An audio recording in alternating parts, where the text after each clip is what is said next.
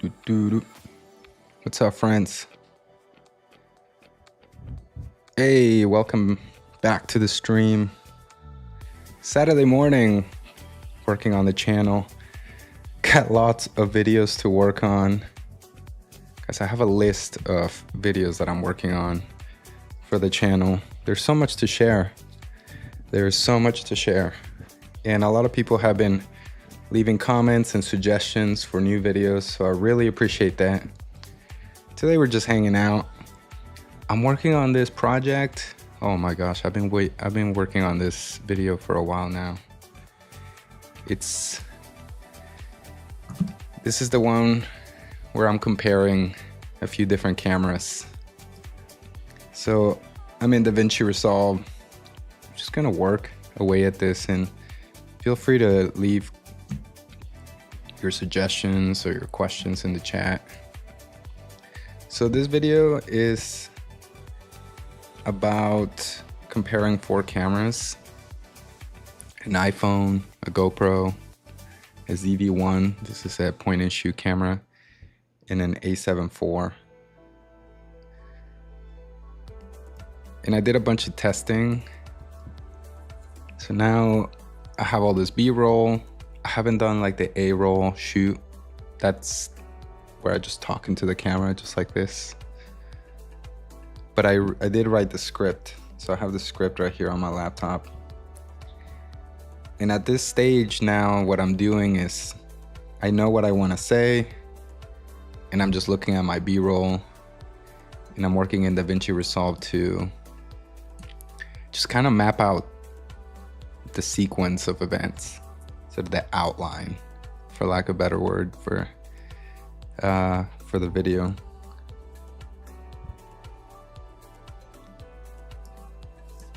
So let's get started. So here let's see. So which camera should I use?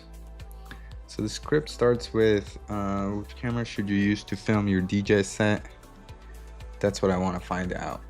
So I tested 4 completely different cameras: an iPhone,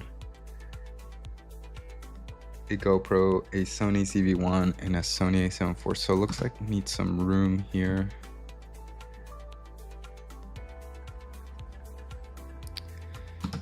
Yeah, maybe we do a placeholder in the beginning.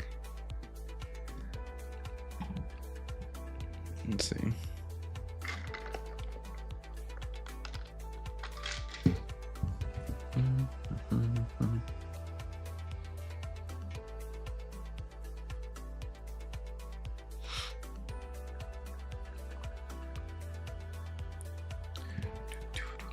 All right, let's see. What do we want? We want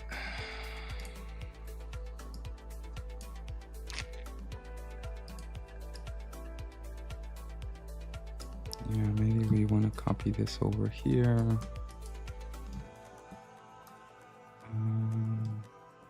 Actually,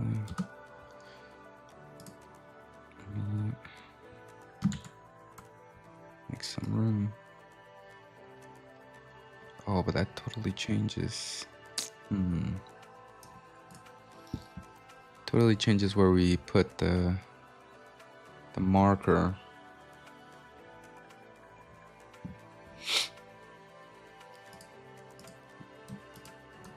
Yeah.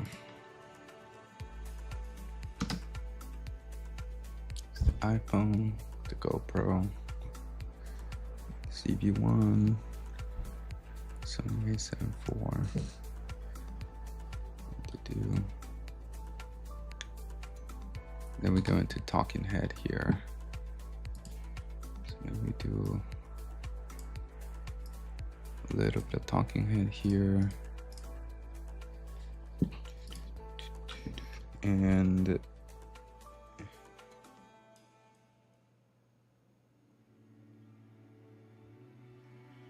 now, I've used all these cameras in different DJ videos over the years: indoor sets, club gigs, outdoor shoots.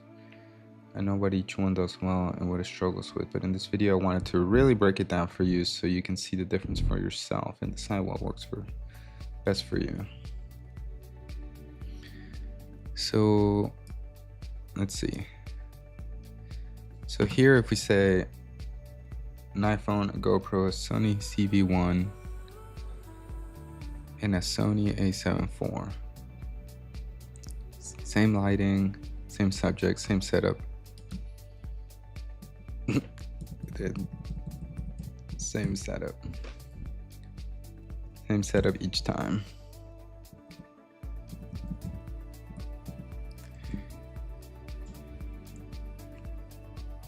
Okay, then I go into the talking head here.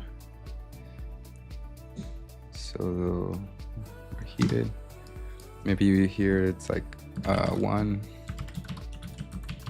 heated in under 5 minutes. 1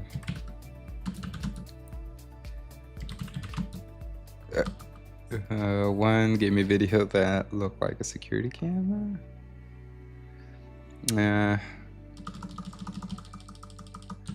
One struggled in low light.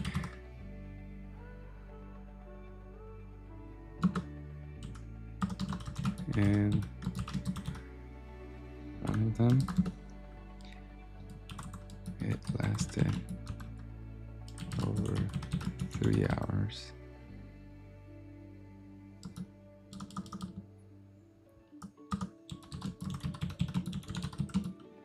Lasted over 3 hours.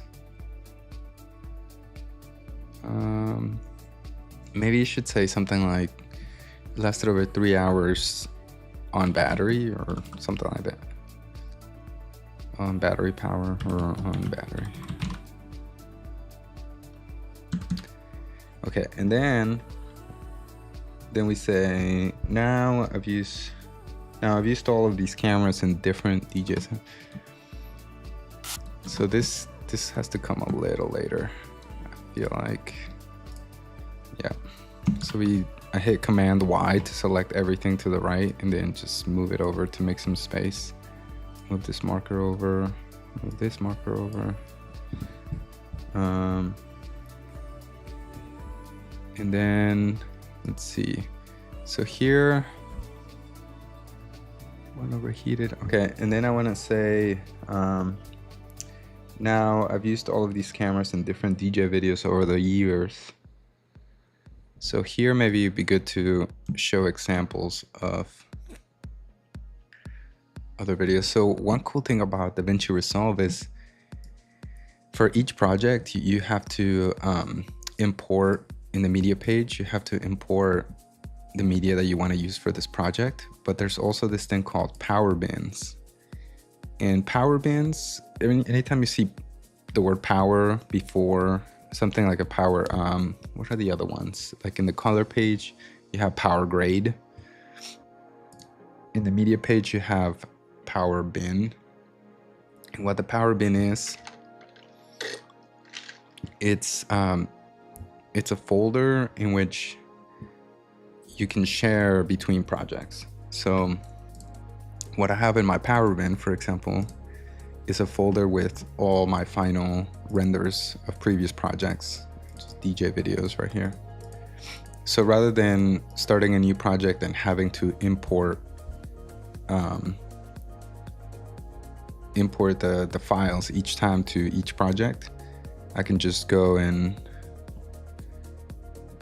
go into the power bin and find this. So I think what I want to do here is, if I go back to the timeline, so here I'm going to talk about, just show examples of using different cameras.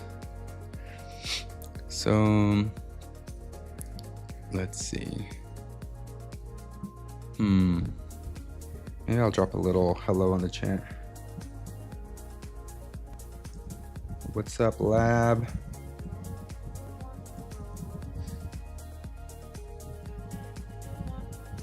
This morning.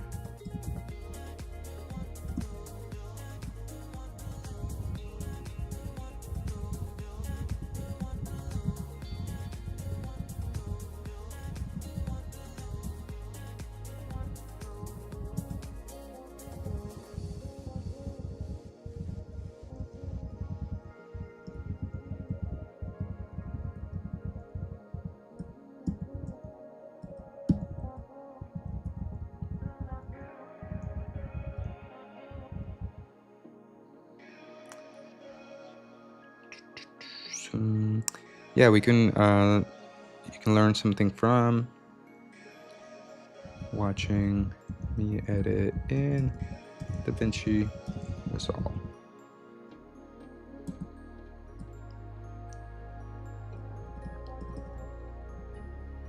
Something from here. All right, so this is gonna be talking head. Oh, maybe I should put that in. We'll do talking head right here. Okay, so now I want to find some b-roll of old projects that show different camera angles. So I'm going to go to my power bin here. I don't need the effects, but I do want power bins, final renders. So again, the power bins are a bin with media that you can share across projects. So rather than having to import media into each of the projects, your power bin lives in DaVinci Resolve every time you open it. So that's super helpful if you have, let's say, like your DJ logo or your brand logo, or you have like an intro video before every single one of your DJ videos, and you want to keep using that, you can just put it in your power bin, and that saves you the time from having to import it into your project every time you start a new video. And by default, you won't see this power bin. Am I blocking it? I think I'm blocking it with the stream. Hold on, let me move. That's not helpful. Let me go over here. I'm gonna be a little on the other side. Okay, so now you should be able to see it. Yes, okay. So on the left side, if you go to media page, you're not gonna see it right away. It's right here, power bins. You have to, let's see, if you go to the edit page, you hit these three dots. You gotta make sure you're seeing the media pool, but if you hit these three dots, you go down and it says show power bins. So by default, it's turned off. And you can click show power bins. And we have the final renders there. So now I wanna find, let's see, I think we wanna find something that is, maybe, let's see, we can find,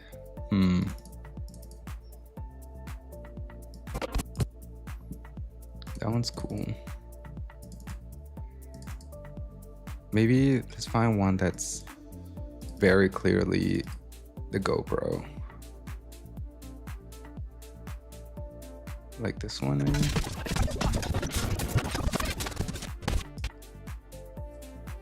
So here I can just I can click I.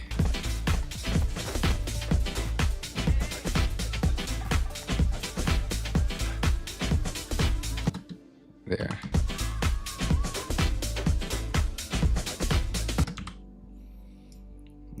Bring this into the project right here. And I'm probably gonna, I'll just drop the volume all the way down. There.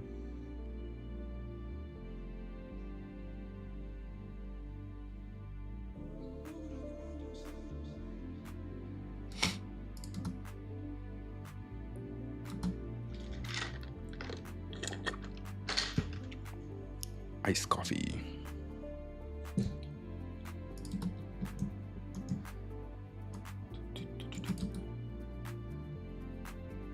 Yeah, we go here so that we have a GoPro shot. We have this is the A7 IV. No, this is the CV1. So I'll do this right here. Also drop the volume down.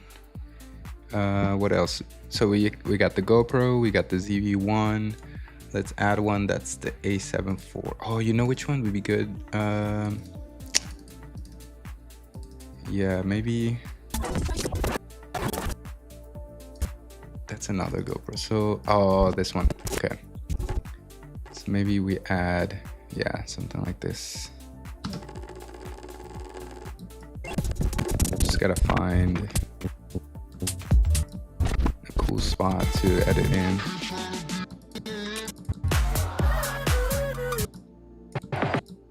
This mix is so old now. played a little bit of everything.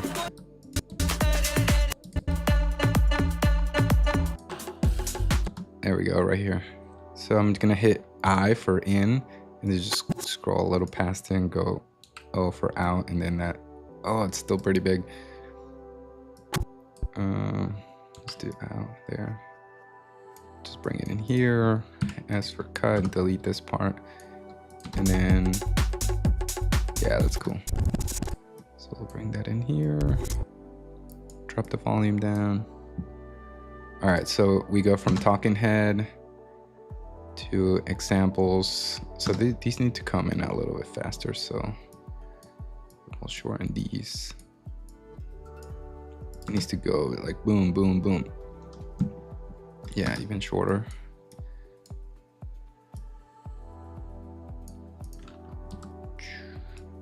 There. Something like this. Boom, boom, boom. Great. Save that. All right, so let's just look at the flow. So we have, here we introduce the different cameras, the iPhone, the GoPro, the ZV-1, and the A7 IV. We show the comparison. Then we go back to talking head.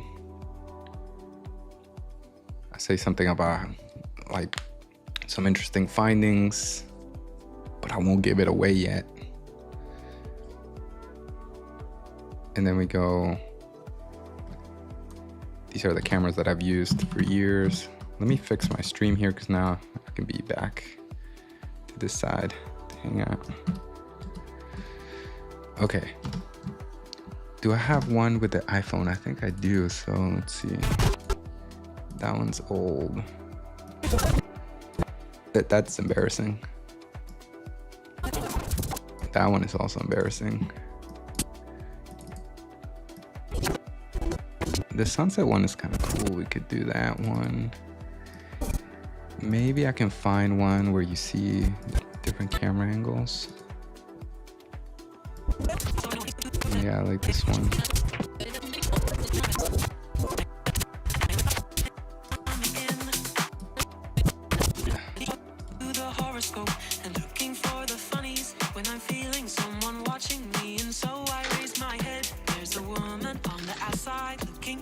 Does she see me? No, she does not really see me, cause she sees her own reflection, and I'm trying.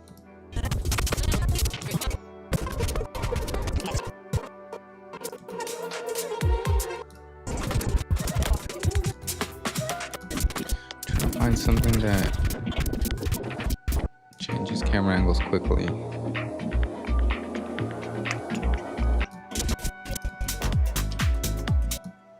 Here.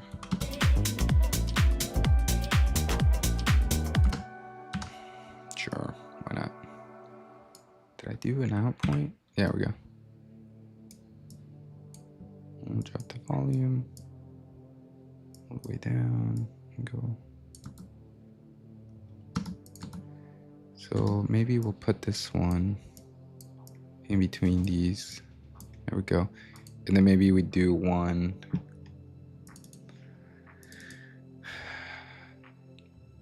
Oh, that one's cool. Okay, so let's do this one.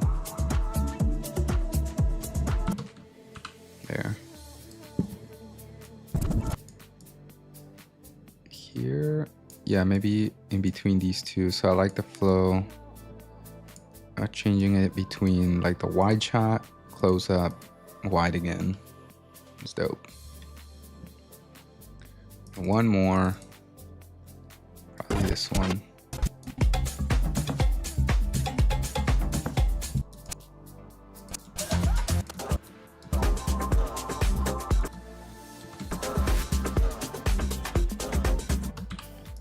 Nice.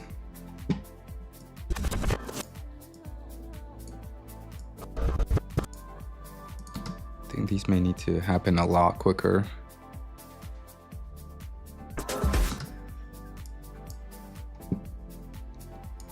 All right, let's see the flow. 1, 2, 3. All right, it's a little long, but what else is on the script? Let's see, we have to do, so this is where I say all these cameras, I've used all these cameras in different DJ videos over the years, and I know what each one, yeah, but in this video I wanted to really break it down. You can see the difference between for yourself and what works best for your setup. Okay, so then I kind of left this. That's a nice transition there where you see all the cameras again. Maybe we can do a little color correction on this one in the meantime. Let's see, what do we want to do? I think we want to, it's a little dark already. See, I can use the gamma to bring up a little bit of those midtones up. Bring the shadows down. But definitely want to brighten up there. Gonna make a new node. So this lets me do more adjustments separately without adjusting the first adjustment. So this one could be, for example, just balance. And this one could be, let's see, set, it could be white balance. So now I can go over here and just adjust the white balance for this clip. It's nice when it's warm, but not too warm. There we go. Great, so now that is an independent adjustment. Very slight, but it's better. Could add another serial node. And in this one, we could do a little bit of the contrast. There. It's nice contrast. This color page used to be so intimidating, but I had experience doing some, I used to do a lot of photography. And so a huge part, and maybe my favorite part of photography, was also doing the editing. So once you understand sort of a lot of those tools to manipulate an image, that's basically what you're doing here in the color page. You're looking at one frame of your clip and just messing around with different settings and stuff like that. Let me know if you guys are familiar with color grading. I'm curious how many DJs out there have had the chance to like think about adjusting the color, the balance, the contrast, the temperature of your image. One of the mistakes I see often is once DJs start to use, for example, like two different cameras, many times they don't have the same exact camera. And so then maybe they'll use a phone and a GoPro or something like that. And the white balance, this right here, let's see, this is sort of like the color temperature of the footage, it doesn't match. So that's usually the fastest way you can tell the cameras were not the same, right? And or had the same settings. And it's so easy to correct. So easy to correct. All right, that looks a little better. So I'm gonna go back to the edit page. So I don't know, I guess here maybe what I'll do is I'll do another talking head moment here, and this is where I'll say something about, let's see, what's in the script. This is where like we break it down. Break it down in a talking head clip. I haven't recorded this, so but it's just a space holder. Boom.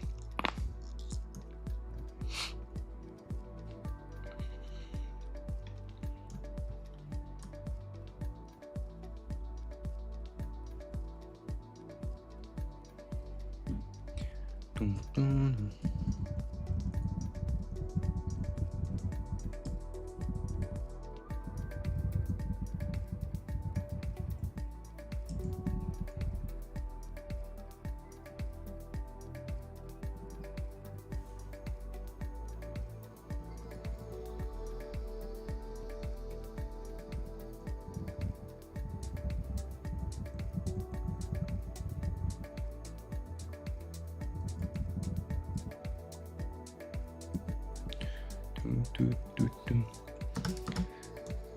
All right, so then the first section, I go into the tests for the iPhone. So you guys are getting a special preview here of the next video. This is where I compare 4 different cameras, the iPhone, the point and shoot CV1, the GoPro, and a full frame camera, the A7 IV. So here I've done my intro. It's about, let's see, it's about a minute. I'm holding about a minute for the intro, which it's about right, I think. I think if I speak at a good pace, we could get through the intro really quickly. Okay, and then we go into the first section, which is the iPhone. So honestly, it's been a while since I looked at some of this footage. So I'm remembering right now what we captured. Okay, so this is the B-roll. That's right. So I'm using an iPhone 13. What are we, iPhone 15 or 16? I don't even know. I don't even know what iPhone we're on right now. But for all of these, I used either like the native settings or the auto settings, just to keep it simple. I wanted this whole video to be about, if you just pick the camera and you didn't know too much about videography, how quickly can you get started, or what kind of results you would get by just using whatever the camera auto settings would get you. There's another video that I'm working on in which I make a DJ video with just an iPhone, and for that one I will be using a dedicated app for recording. And it's also made by the same people that make DaVinci Resolve, the editing software that I'm using. It's called Blackmagic iPhone Camera App. And it's free. It's amazing. It's free, and it gives you so many tools. Basically gives you all the manual controls that you would want in a professional camera, but on your iPhone. All right, so for this, I just used the native app. So here, I think, let me look up the script. I guess maybe here I actually need a section that talks about how we did what kind of testing we did. So I'm just gonna do a placeholder, and then here, describe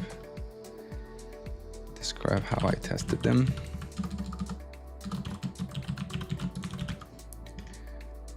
And I did a few different tests. I did like an indoor control environment, so the light was not changing very much. I closed the shades. Here's kind of what that looks like. What do you guys think? This is the iPhone footage.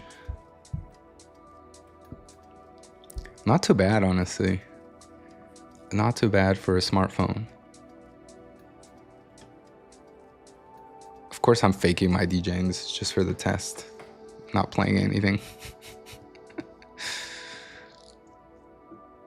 But I like the image that the iPhone comes up with. I think in a controlled environment, smartphone does really well. Cool. Okay, so I have that to work with. This is actually the camera app that I was talking about. This is the Blackmagic iPhone camera. It gives you all these controls, and I'm still learning how to use this. I've been testing it. Like I said, in the next video, I wanna only use an iPhone with this camera app to make a video. But actually, for this video, I don't know that I need this footage, because I don't think I'm gonna use what I recorded with that one. Have you guys ever used this Blackmagic camera app? If you don't know about it, check it out. It's free to download. Go to the App Store, look up Blackmagic camera app, and just start messing with it. There's some really helpful tutorials on YouTube. Maybe that's an idea for later. I should dedicate a video to show you guys how to use this app. I like I said, I'm still learning, but I'm gonna write this idea down. But yeah, no, it's really great. It's very helpful. You know, at the end of the day, the iPhone is limited by the size of its sensor, and that's what you're really looking at when you're trying to choose between different camera types. The most important part of the camera is the sensor. And so obviously an iPhone, to be able to fit a camera in its body, the sensor is really, really small. I like to think of the difference between the sensor size, or like the relationship between sensor size and quality, video quality, is imagine, I like to think of it this way. Imagine a television is sort of the reverse technology, or like the reverse relationship to a camera sensor. So if you think about a television, to get a better quality image, you're gonna need more pixels, right? And the bigger the TV, the bigger the pixel count, the better the image is gonna be, usually. It's the same thing with camera sensors. So the iPhone sensor is really, really small, which means there's less pixels that can read accurate light levels and turn that into a digital signal to understand what the image is supposed to look like.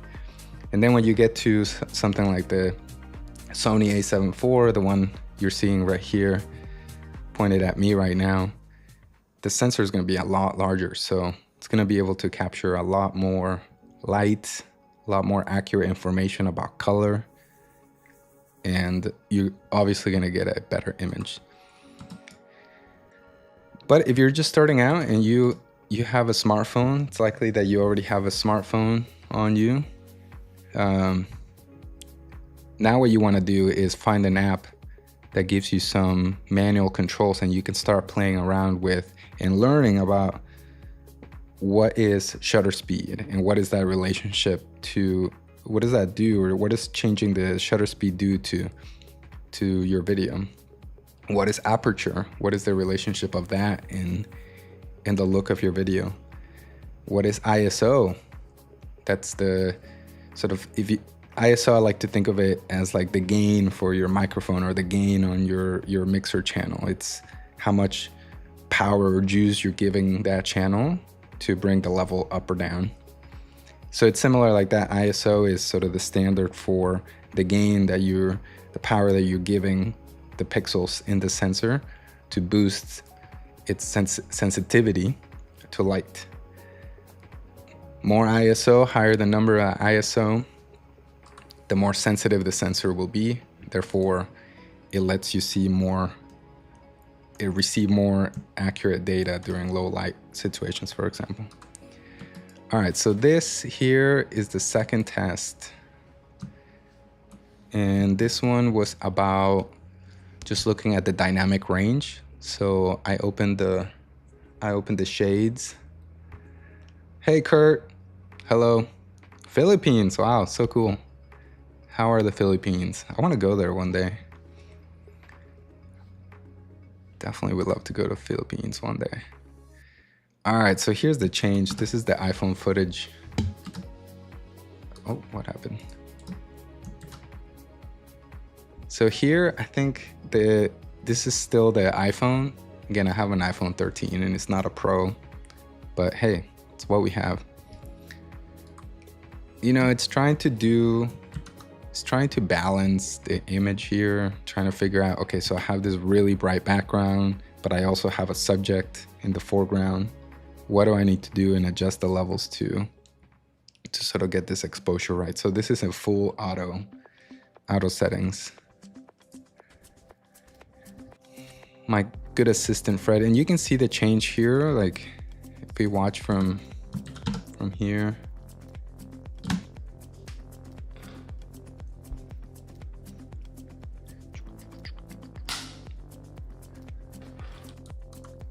See, yeah, and then look at the change in white balance here, right here. So look at the walls there. They keep switching between this like warm look and this cool look. And that's something that's gonna happen when you let your camera leave it in full auto settings. It's also gonna mess around and try to figure out what the white balance is. And that's one of the things I really don't like about auto settings, that it's gonna change the white balance. If there's one setting that say try to figure out how to keep it consistent, I would say it's the white balance, because it's really hard to correct a video that changes the color tone. It's really hard to correct that. All right, so we have, let me look at our script here. iPhone. Yeah, we did the bright room and daylight, and then the indoor with the strong backlight. I don't think we need this footage, so I'm just gonna deactivate it for now. And next we need our outdoor. Okay, yeah, so we did the backlight, and then this is the outdoor. So once again, this is the iPhone footage in auto settings during sunset with my assistant Fred. Can you guys guess why I named him Fred? You won't guess. And I know you guys are, I know what you guys are gonna guess, but you're probably not right. It's less about, Fred is less connected to the music world and more connected to the movie world. So if you want to guess which Fred this is, leave it in the chat and I'll tell you if you're right. You can get the detail of the ground and you can see. Am I talking in the background there? Yeah. Honestly, the iPhone doesn't do too bad during sunset, but again, it's all about the sensor. And I think for me, like if you're looking at the sky, it's like, okay, nice colors, and you know, this could be color graded a little bit. So let's see what we can do with this image. Guys, you have to guess who Fred is. No one's guessing in the chat. I want to see what people think who Fred is. All right, so I'm in the color page. Let's see, how can we make this image a little stronger? So the problem here is that the iPhone, it's just not gonna have the dynamic range to capture the shadows. Like if this was my face right now, look, it's so dark. Many times this is why you're gonna need, like, if you're gonna shoot with the sunset directly behind you, in this case the sunset was, I think it's set like right over here, you're gonna need a light that shines on your face, or at least from the side, to highlight you a little better, because you're on the opposite side of the key light, which is the sun. You're gonna be in shadow, and no camera is gonna be able to recover from that. Maybe a $60,000 camera, cinema camera. Because even here, like even if I lift the gamma, look, even if I try to recover some of those shadows, you don't get a ton of detail. It just looks washed out. So that's the weakness of the iPhone, I think. Let's see if we boost the saturation a little bit. Oh, that looks nice. That looks nice. A little too strong, maybe a little less. Cool. Well, that's the iPhone there for you during sunset. What is this last clip? Oh, the battery test. Yep. I started this other timeline where I put the battery test with all of them together. So I just set up a timer and we hit record on all 4 cameras. And I'm not gonna tell you which one lasted the longest yet. But here, for example, the GoPro dead right away. You know, I used to be a huge GoPro fan. GoPro has been struggling lately to make a camera that's worth buying. Just gonna be honest. Okay. I think now I just need to break up all this footage with a couple of talking head clips, and then we'll be good. All right, let's move on to the GoPro. So I have this B-roll, turning the GoPro on. Similar, I don't know why I have this fade here. So let's watch, see what have you guys used the GoPro? I know it's a popular camera with DJs, and now there's a camera by DJI, and the other one, what's the other one? And I've been watching some reviews, and it's looking like those cameras, at least the DJI one, is performing a lot better in low light. And the GoPros have never performed well in low light. So if you're thinking about getting a camera for your gigs and you're playing in a dark environment like a club or a bar, I don't recommend the GoPro. It's not gonna get you really good footage. GoPros are meant to be outside while you're skiing, while you're skateboarding, while you're surfing. They haven't really built them for DJ performances. Now, if you're doing a DJ video, I would say sunset, morning, sunrise, midday, afternoon with plenty of light around you, GoPros are solid. GoPro footage is gonna look really good. Have you guys used the GoPro? Let me know in the chat. This is the GoPro Hero 11. I think we're at GoPro 13. The other thing about the GoPro is, even though their batteries have improved, I think they're really only meant to record like 20 minutes or less. They're gonna keep recording for as long as you have battery juice. But here's the problem. Even if you have plenty of battery, it's likely to overheat before the battery dies. And that's a huge weakness of the GoPro. Huge weakness. And then the layout, I think the layout is easy to understand. So if you want to step up from using your iPhone to something with a little bit more control, the GoPro is a good place to start, because the user interface is easy to follow. And so it's the menu, like even if you don't know a ton about videography, you can just jump into the GoPro and start clicking around and seeing what kinds of things, what kind of things it has to offer. Yo, thanks for the mic compliment. It's a Shure.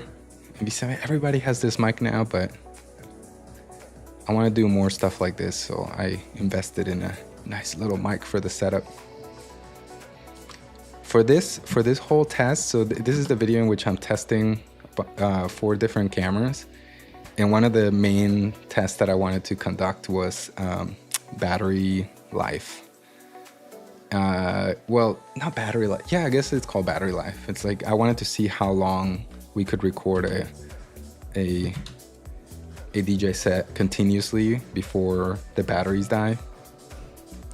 So to do it properly, I bought 4 new, well, not 4 because the iPhone, I can't replace the battery, but I bought a brand new battery for the GoPro, for the Sony ZV-1, and for the A7 IV, just for this test, so we could have accurate testing for this battery test.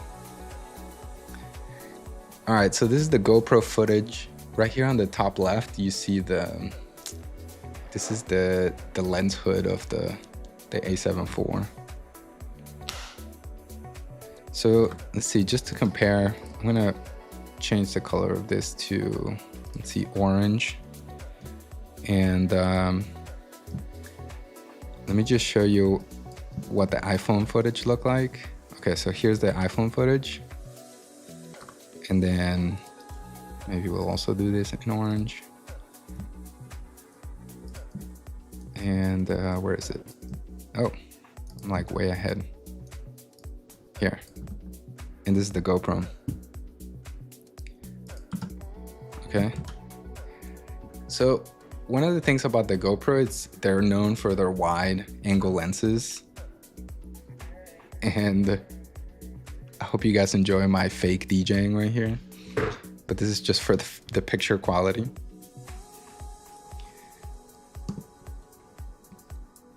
The GoPro does let you change what kind of lens angle you use. So they have, I think now, ultra wide, wide, I think maybe normal and tight or something.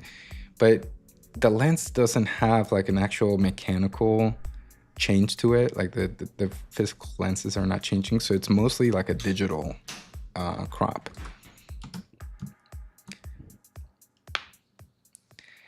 Are tripods and lighting equipment the most important purchases? Okay, well, let me think about that. I would say the first thing I would say, let's say you already have a camera, like your phone. Before you start upgrading your camera, I would say upgrade your lighting. If you can improve the lighting around you and the lighting on you, your video quality is just gonna be way better. Like you're gonna improve your video quality so quickly just by improving your lighting. That's where I would start. And then yes, a tripod. I think I would get a solid tripod. It doesn't need to, tripods have a range of things that they provide, and prices go like can skyrocket to thousands of dollars for a video tripod. But I think I would, if you're going budget friendly, try to look at the weight of the tripod. Now, unless you're traveling a lot, you don't need a really light tripod. Instead, actually, I would want to get something that's a little beefier and heavier. Why? Because that extra weight is just going to secure your camera, even if it's just your phone, much better. And you can go outside, and even if it's a little windy, it's going to hold still much better than anything else. So yeah, if you're looking for a tripod, and don't go right into what's the lightest one or the easiest to carry, unless you're doing a lot of travel. If you're shooting your DJ sets all over the place or you're traveling, cool, find something that's like a carbon fiber. But yeah, I would look for something a little sturdier. Now, it doesn't have to be a video tripod. The difference between a video tripod and, let me see, I can show you really quick. If we go to, let's just go into B&H. So a video tripod is gonna have most likely a fluid head, and it's likely that you don't need that if you're shooting by yourself. So let me look at this Magnus small rig. Let's look at this one, $160, not too bad. So I mean, this is great. Like I've never used this one, but Small Rig is a pretty reputable brand, so their stuff is gonna be pretty good. So one cool thing about the video tripods is this is what's called a bowl head. And so the head of the tripod sits in this bowl right here. And what that lets you do is lock it in place so that the tripod could be at an angle. You could have like one leg up on a step or a rock or something like that. And then the bowl is gonna let you kind of lock it into place so that you can level it with the ground. That way the tripod head is actually level to the ground, whereas the legs could be in whatever configuration that you want. And then of course a video tripod is also, the fluid head is gonna let you do like smoother movement, things like that. But if you're shooting by yourself, you don't necessarily need a video tripod. You could just look for a photo tripod, and it's gonna be built a little bit different, but you're gonna be able to lock it into place a lot better. And so these are meant to just kind of like, you find your position and then you lock it and you don't touch it, right? And chances are if you're shooting by yourself, you can probably get away with a photo tripod. So just look at those differences and see what's best for you. All right, let's get back to this footage here. Yeah, thanks for the question. It's fun to answer questions like that. We can talk about them. So here's the GoPro footage, and here you can see the change between sort of the controlled environment to me opening the shades here. And now you have this really bright background.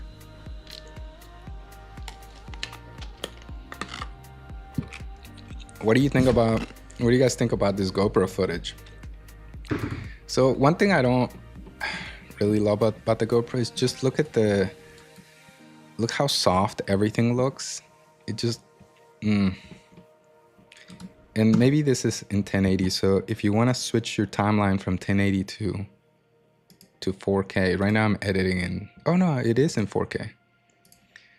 Well, in any case, this is a good learning opportunity. If you go here down here to the gear icon, these are your project settings. So these settings only affect the project that you're currently working on. And one of those settings is the timeline resolution. So I could choose to edit. Sometimes what I do is I'll edit in 1080 in HD, and it kind of just helps the processing power of the computer. And then before I render, I go back to 4K. In this case, the computer is handling this footage pretty well because it's not really big.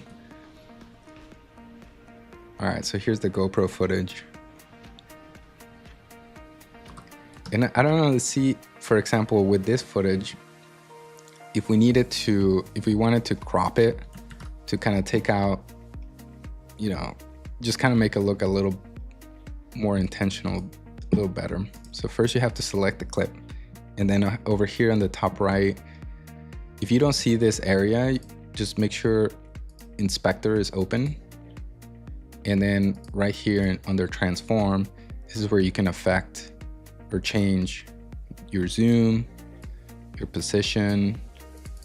You can fix your angle. Maybe you recorded it a little bit off tilt, so you can correct it there. You can double click to reset any of them, or you can click right up here. So let's see, let's make some changes. If you click this little icon all the way on the right, it resets it, or the top one for that whole section resets all of them at the same time. Nice. Another place where you can do this is in the color page. So as long as you're still in that clip, in one of these nodes, you can go all the way over here to sizing. And this is where we could do also some zoom, some pan, maybe fix the tilt or rotate it. Maybe for this, I would do something a little bit tighter. I wouldn't want to see too much. Something like this. What do you guys think? So now this lives in the color page. If we go back to the edit page, you don't see any of those settings here. So this is totally different. That's on its own. Cool. So that was just for demonstration. I can just, actually those settings do not live in a node. They live in the clip. So I can just reset those right there. Cool. All right, so here we have our GoPro footage. And then what happened here? I don't remember. Maybe this one, I think what I did here is I recorded something with different settings, but I can't remember what those settings are now. Damn. Okay, and then let's look at our GoPro footage outside. Are you guys interested in, do you guys mostly want to record your DJ sets inside or outside? I feel like now the vibe on YouTube is to record DJ sets outside, but let me know. So I think that will help me think about whether it's better to talk about making these videos outside or in a controlled environment. Lately, I've been doing a lot of videos inside just because I set up a lot of things, and it's a lot easier to set them up in my living room than to bring things to a roof or somewhere else. So that's something to consider, how much gear you're bringing. But hopefully in the next video, where I just explore recording a video with one camera with an iPhone, maybe I'll look into doing it outside. Yeah, I mean, I have like all my gear right here. It's like my camera stuff is right there, camera tripod over here. I can set up my DJ stuff here, and I have cool lighting in the living room. So now I will say one of the things at the DJ Video Lab, I don't want to focus too much on just like how to get clicks or like views. You know, that there's a lot of channels that talk about sort of your brand strategy or your hook or whatever, and maybe no one's really talking about it for DJ videos. So I mean, that's something that we can explore and kind of dive into, but that's a whole separate thing. I'm interested in how to make really cool DJ videos and that are unique and unique to you, something interesting, visually interesting. That's what's interesting for me. And then, you know, your YouTube strategy, I think at the end of the day, is what kind of music you're playing. People like it. People like the sound that you're playing for them.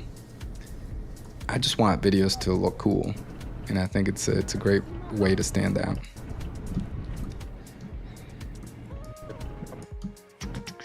All right, look at this. You know, like I said, the GoPro does really well outside, but look how dark Fred is. You guys haven't told me who you think Fred is named after. And it's not from the music world. That's the clue. The clue is Fred is related to a movie. Yeah, the GoPro just struggles with dark, low light situations. Look at this.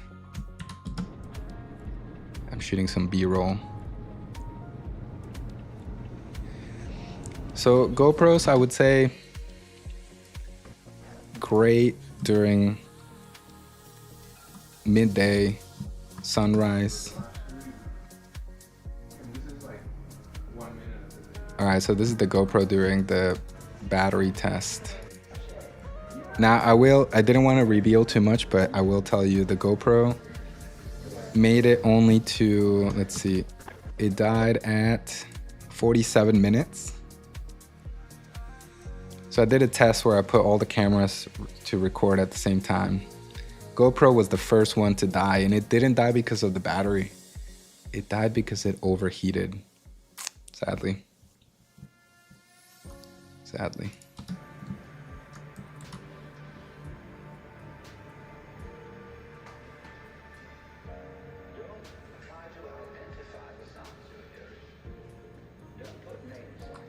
Cool little B-roll shot of the cameras. That's when the GoPro died. Should we go ahead and look at the next one? So the next one on the script is the ZV-1. So here what I'm doing is I did all the testing, then I sat down and kind of wrote what I found and my thoughts and wrote it and put it into an outline. That kind of becomes a script for the video. And now I'm just following through with the script, or at least my idea of the script. Now I'm going through and just looking at all the B-roll and kind of putting it into places to hold. That way I start to kind of like map out what the video is going to look like. All right, here's the Sony ZV-1. This little guy is fun to work with. I got this camera because, why did I get this camera? Years ago. It's a little bit old. I think you could get it for around $700, and probably if you buy it used, a lot cheaper. You can probably find it for around $400. So some of its strengths are, it's very compact. It's a point and shoot, so the lens you can't remove, but it's a zoom lens. I think it's equivalent to, I think, like a 24-70 in full frame. The sensor's a little bigger. It's gonna be bigger than the iPhone and bigger than the GoPro, but not as big as something like a full frame camera like a Sony A7 IV.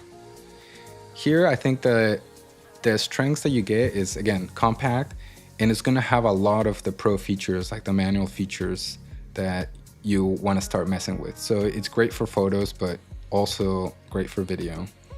It was originally intended or designed and marketed to vloggers. So it has a flip out screen. It has a pretty good like pickup mic for scratch audio, and it has great autofocus. So it's gonna find your face and your eye. It's gonna lock into your eye really well. Here I'm actually setting manual focus because for most of my DJ videos, I use manual focus. That's so I can, before I step away from the camera, I know exactly where the camera is gonna focus to based on where I'm standing. And this is why I got Fred. Fred, the mannequin head, helps me by putting Fred exactly where I'm gonna be. And then I can walk away from behind the decks and go to the camera and look at what it's gonna look like where I'm standing there. So Fred is my stand-in. Fred can help me set focus. It can also, like I'm also looking at how the light is hitting Fred's face. I put the hat on him, I put the headphones on him. You know, I kind of get the picture of what I'm gonna look like before I step away from the camera. So manual focus is the way to go. So here I'm just going through settings in the ZV-1, and you know, I know these settings pretty well because I've been using these cameras for a while. But I think one of the easiest ways to kind of not miss anything is to just go through the menu page by page. And it's sort of this, it's become for me like a little bit of a practice or a ritual to kind of go from page one and go through and just, it's almost like its own checklist. Like each camera has a checklist already built for you. And I'm a huge fan of checklists. I make myself notes and sort of procedures to like follow, because there's a lot of things to keep track of when you start to use like 4 different cameras plus your computer recording plus your audio. Like it's too much to keep track of. So checklists are a good way. Let me just over this. Great. The battery for the ZV-1 is pretty small. So that means it's just not gonna have as much juice as some of the other bigger cameras. But look how small it is. It's really cool. Powers on quickly, and this is also gonna come with like auto settings that you can just like fire on and get started with. Here's a shot of the lens opening up. I use this camera a ton for street photography, so if you also maybe are a traveler or you like to, you know, take pictures out in the world, but you also are looking for a camera to record your DJ sets, this could be a good option for you. That's kind of how I use it. I take it on trips.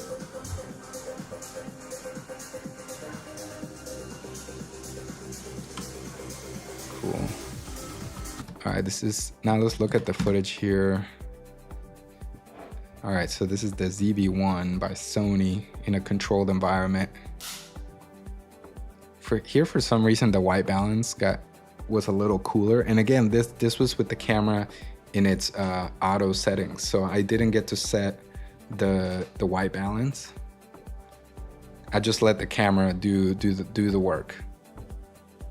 And the cameras have gotten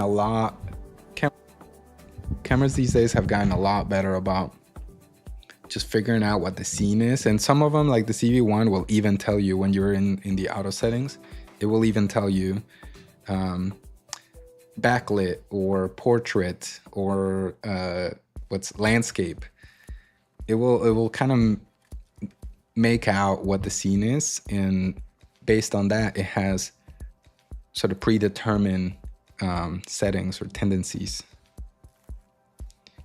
Are you guys using any cameras outside of your smartphone? Let me know, and we can discuss what are the strengths and what you're having trouble with, or what works for you. I'm interested to see what works for you. I know a lot of DJs record their sets with sort of live stream setups. Panasonic Lumix G7. Nice. Nice. I hear that gets really nice video. I've never used the Panasonic. What do you like about it? Do you like to take photos with it? Oh, look at this. The CV1 struggling with the backlight. The Lumix brand is really popular with photographers. I did a lot of photography back in the day. A lot of street photography. I would shoot events. I still do if I'm available. Yeah, having a camera that can do a little bit of both is so much fun. Wow, look at the CV1 here. Very disappointing. So again, this is with auto settings. So here clearly the CV1 struggling with its dynamic range to try to pick up enough information of the foreground and the background. It looks like, even though it probably recognized, this is crazy, right? So the camera will recognize the subject and be able to track it perfectly so it stays in focus, but it's not able to say, okay, maybe that is more important to expose for than the background. It's sort of two different systems. I think that the iPhones do a really good job of that. I think they probably built in some technology in their algorithm to prioritize human faces in their pictures than some other cameras. So I think the iPhone does a pretty good job of sort of realizing, okay, people are in front of me. Let's expose to the people in the frame rather than just the average levels of light. But here what I did is, this was interesting. So then I switched over to a log profile. I think this was a log 2 profile.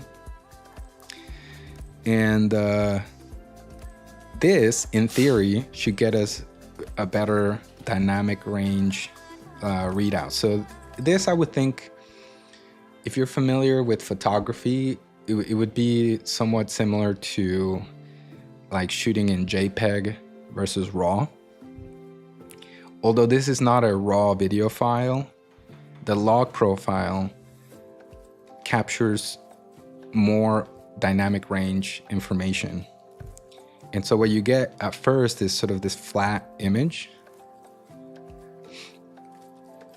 And then what you can do is take it into the color page and adjust the colors. So let's see. I mean, at first glance, I think it's very noisy. You can see, I mean, just look at my shirt right here. It's not black. Look at all that noise. All right, but still, let's see what we can do with it. So I'm gonna select this clip. So we're in the edit page. Oh, I just disabled it. I'm gonna change the color just so in case I lose it, I wanna go back to it. So it's gonna be navy. Great, and then you can just click on the color page down here, and now we are looking at that same clip. Can you guys see that? Yeah. Great. And then over here on the right, I'm gonna look at the waveform. So if you don't see this, click on this symbol right here that says scopes. Okay, and then the scopes, it's like a visual representation, mathematical, of where all the relationship between the pixels, their color, and their level. So it's no different than when you look at your DJ mixer and you're getting like a readout of your level. It has nothing to do with how it sounds to you, because you can turn up and down the level on your headphones. It's similar here. So, you know, my screen could be brighter, could be darker, but looking at the scopes is super helpful because it gives you an accurate reading of what the pixels in the image are actually saying. So you can rely on that, and now we can do some adjustments. So let's see, if you're not seeing your full image, for example, if you zoomed in, just hit Z on your keyboard and it changes the preview back to just filling up the frame. In this first node, let's see, I'm gonna do some balance. So here, if I look at kind of the lower register of here, so all these white readings are the pixels of the image, and the grid is the range. So if 0 is just full black and 1023 is full white, then what we can do is, for example, we can grab the lift and bring the shadows down, all the way down. And all of a sudden our blacks just instantly look a lot better. Have you guys messed around with any color grading for your videos? Or maybe in your photos, do you usually edit your photos?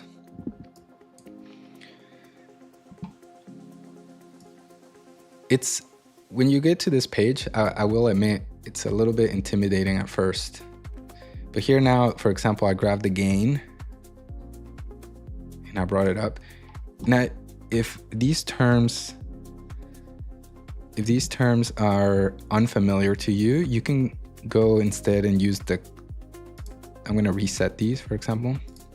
You can go over here and instead use the log wheels. So these are gonna be a little bit more clear to understand. So you have like shadow, midtone, highlights, and the offset.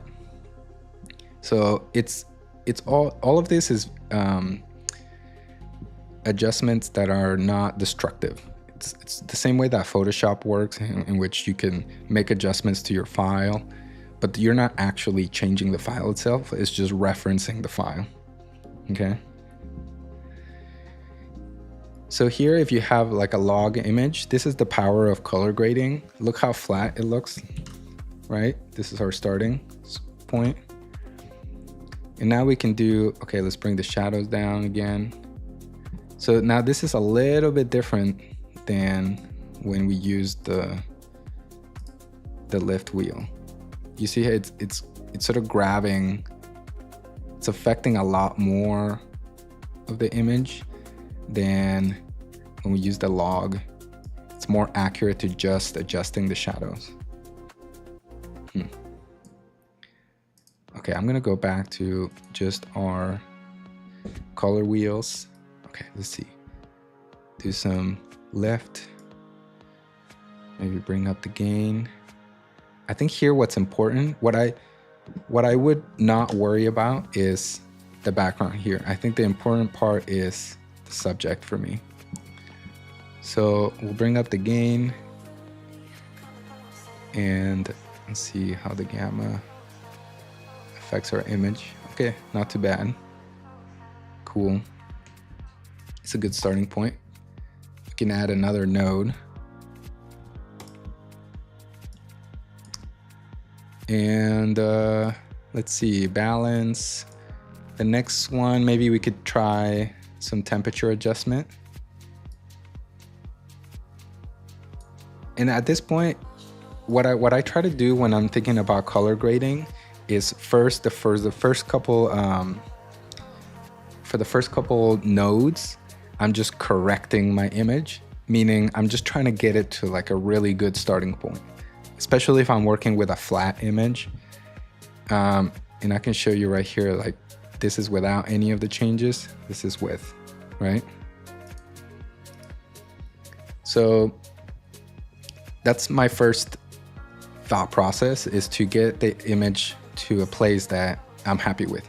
Then comes the color grading that's about like styling your image. So if you're trying to make it look, I don't know, artistic, cinematic, black and white, any of those things can come after. So let's see, we did white balance. Thanks Dubs, appreciate it. We're just chatting. So if you want to see anything, you have any questions, let me know. I mean, this is the kind of stuff I love to do. So it just comes, I love sharing it. I love teaching. So we're just hanging out, getting some work done. Saturday morning. Let's do another serial node. So this, for example, I could do contrast. And once again, the reason why I like to break it up into nodes and not do all of them in the same is because it's really easy to go back and find what adjustment you did.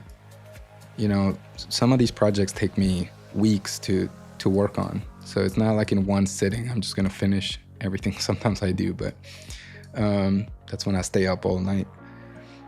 But for this one, you know, I opened this a week later and I'm like, you know, I'm not really liking the color temperature of this image. Then I can just go, oh, okay, I go to my white balance and I'm like, okay, here, I wanna make it cooler. And I know where to go. Okay, is this making sense? If you have any questions, let me know. All right, so I actually don't like that. Let's bring it back to a little bit of warm. Okay, now I can do, let's do like a really fun one. So maybe this one we want to do black and white. So what we could do is, the easiest way to do it is just grab your saturation down here and bring it all the way down. Now we're in black and white, right?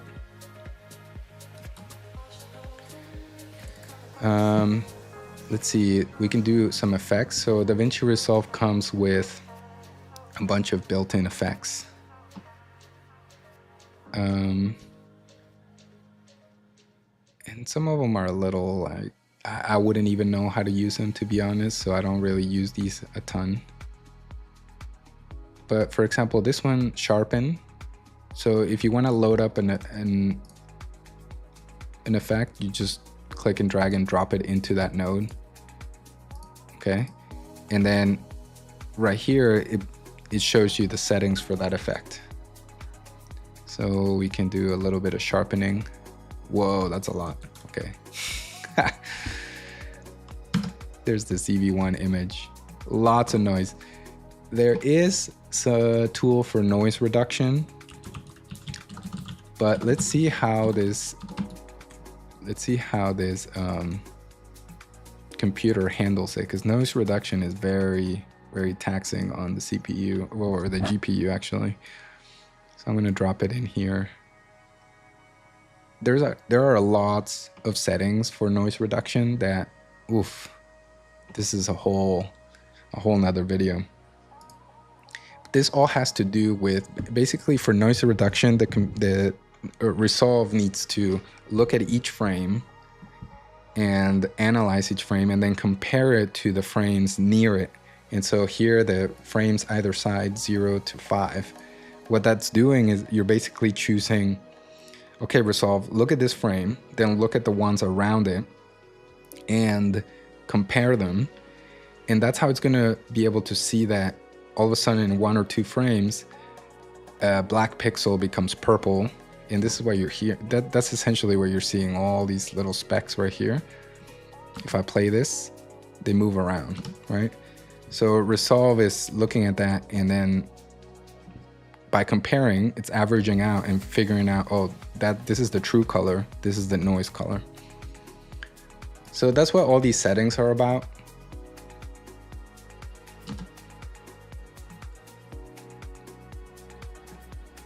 But honestly, the computer is handling that well. Let me see, let's do 3.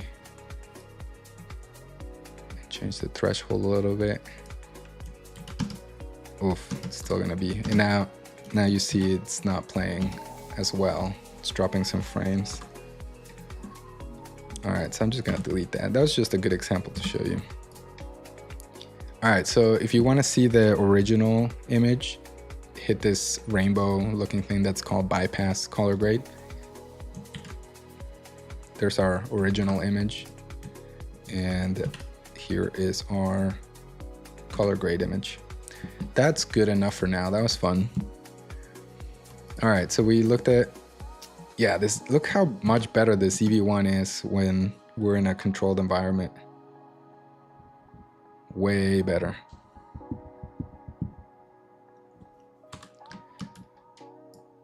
Dynamic range.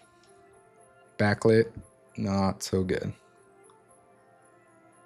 Not so good.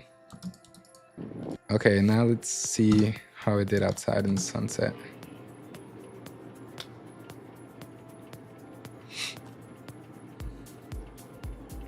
There's Fred again. It's not Fred again. Fred is not named after Fred again, by the way. Don't get it twisted. But it's funny to say there is Fred again. Are you guys fans of Fred again? He's a really good producer, great performer. I've never seen him live, but you know, one of the things to pay attention to Fred again is his whole brand design. I feel like it's about just being sort of this authentic, and I just put out a video talking about what I think about authenticity and how I think it's great, but it's not just enough to make your videos really stand out. You need something else. So go check out that newest video it dropped yesterday. But when I think about Fred again, I think about sort of what I said in that video, which is his whole brand strategy was to make him look as authentic as possible. And like, here's this guy wearing sort of like normal clothes, very normal dude, always wearing his like old school Apple headphones with the wire, and it just make him look very relatable. And like, the best way I can describe it is like, you look at Fred again and you're like, oh, that I could meet that guy at the bar and like become friends with him. And I guess maybe what we need to realize is all of that was very, very well designed. Like, he had a team that got together and said, how are we gonna hit this artist? And everything from like the pop-up shows to the way he would release albums and music and even his videos. I mean, it's all about like making him look very authentic, and it's very believable, I think. I think a lot of people just really think this dude just came out of nowhere and just likes to make music. He was a very successful producer before becoming this worldwide sensation of Fred again. So it's all designed. All right, what do we think about this ZV-1 outside? 2.8 and ISO 160. Interesting how the shadows got this really like bluish purple tint to it. What do you guys think? And once again, you know, the detail in the shadows. Look at Fred's face. But I think it's doing at least a nice job of like trying to pick up the sunset. Not too bad. Yeah, it is kind of like synthwave, isn't it? I can see from the monitor. Let's see if we add some saturation to this. Let's see how interesting can it get. Let's add some. Yeah, we could do some like. Whoa, that's crazy. Okay, way too much. Okay, another cool thing to look at in the color page are these curves. So here, the first one is just how do I explain this? On the left side is the darkest pixels, so all the way on the left is black, and all the way on the right is white. And then up and down is the limit of how bright those pixels can get. So black pixels can go to the darkest, and white pixels can go to the brightest, to complete white, and then everything in the middle. So this is how curves work, right? So for example, if I want to limit how dark the blacks can go, I can raise this up, and now the darkest parts of the image are limited to that. Okay, so many times that's how people get this like film effect. They like limit the blacks, and then they do a little bit of this. Whoa, that looks crazy. All right, so for this one, what do we want to do? Okay, so that's how curves work, but you can do this to different relationships. So this one, for example, is hue versus hue. So x-axis hue, y-axis hue. So what can we do there? Okay, so here at the bottom, you see the readout, the pixel readout based on the hue. I'm really diving into these guys. So I've never explained this to anyone. Let me know how I do. Okay, here we go. So the curve here, hue versus hue, you see the readout at the bottom. So basically what this graph is showing you is how many pixels are counted in the image for that hue. So for example, we can set 2 points here. Let's do 3. And I can affect which way the hue of those pixels want to like tilt towards, right? So I can just adjust the blues, and I can widen this out a little bit so I capture more of the adjustment, right? But it's only affecting that hue, right? So we're isolating, for example, I'm isolating the blues here. So now we just went from all those blue pixels in the image. I can adjust the hue of just those blues, right? So I'm not really adjusting much of the sky. You can isolate some color adjustments like that. All right, so let's reset that one. Let's look at another one. On the next one is hue versus saturation. So once again, if I isolate the blue, what I'm doing is now dropping the saturation for all the blue pixels. Or I can do the opposite and say, you know what? Give me maximum saturation for the blue pixels. Crazy. Okay, so that's hue versus saturation. Is that making sense? The readout, you can kind of make out what pixels are in the readout down here at the bottom. You can make a range selection by inserting 2 points, and that's just left clicking right here to delete them. You can right click each of the dots there, and then you add another point to adjust. Great. Hue versus lumens. Okay. It's the phase that there's no wave in the green section.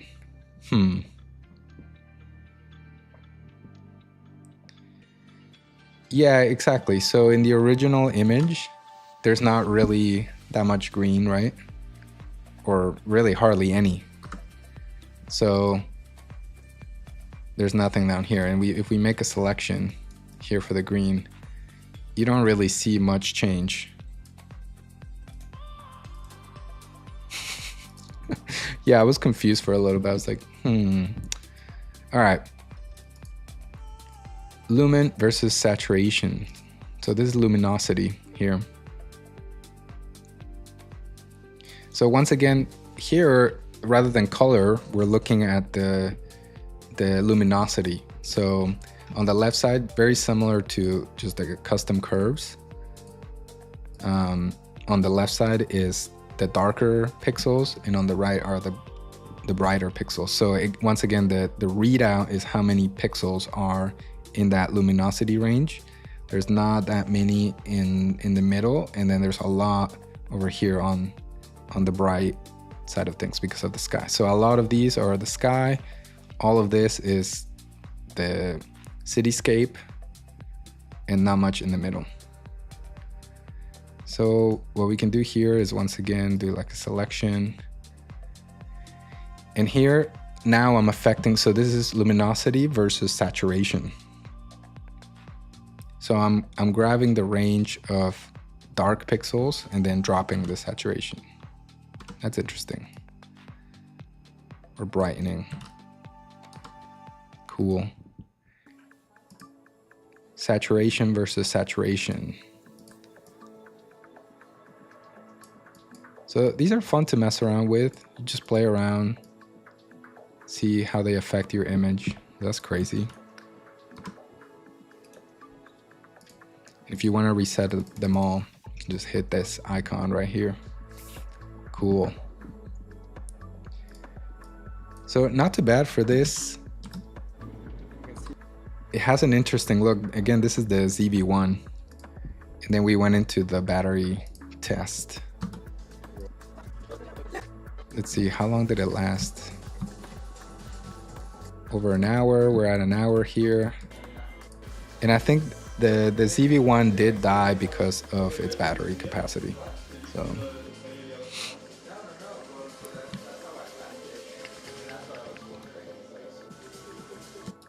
basically 63 minutes, and then I did a lot of, what did I do here? I don't know why it started recording again. Oh, that's right, yeah. This we won't need, so it died here at the 63-minute mark. That was the ZV-1. Let's finally look at the A7 IV. Guys, this is my favorite camera right here. This is the one that's doing my webcam right now.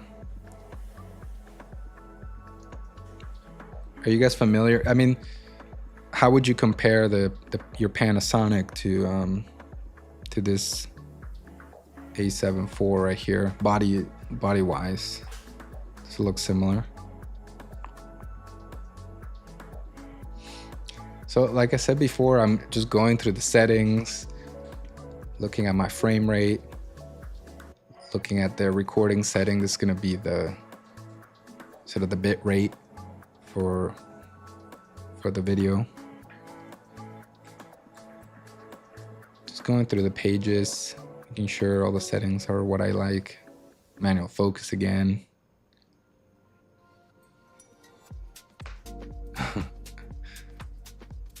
It's all right. So I like to set my shutter speed to 1/60 because I'm recording at 30 frames a second. There is sort of this half rule. The best way to think about the relationship between your shutter speed to what frame rate you should set is you don't want to set a shutter speed. Okay, let's break it down. We kind of have to like step back. So in order to make a video file, the camera basically has to take a bunch of repeated photographs. We all know that, okay? So each frame is a different photo. So each photo has to be exposed by the relationship between the aperture, the shutter speed, and the ISO. So let's forget the ISO for a second. The shutter speed is just how long the shutter is open for before it closes again, capturing the image. So you can't have a shutter speed that is longer than your frame rate needs each frame to be. So if you need to play 30 frames a second, so in each second there's 30 frames, you need to be able to capture 30 photos in a second. That's why I set my shutter speed to 1/60. That's half the time that's needed for each of the photos. It's also going to affect how much blur you capture in each of the frames. So to make it look as close to real as possible, like what our brains sort of interpret as real, is the reason why in the film world we started using 24 frames a second or 30 frames a second is because that was about the right speed in which we no longer perceive the change between frames. But what we still want to see and what we're used to seeing is the blur of motion. So if I wave my hand right now like this, you don't see exactly where my hand, like you don't see it as like a one very sharp image the whole time, right? You see like a blur. So that's what the cameras want to mimic. So by choosing something like 1/60th of a second, in 1/60th of a second, that's enough time for some movement to be captured all the way through. So if I wave my hands, in that 1/60th of a second, my hand would have moved some distance.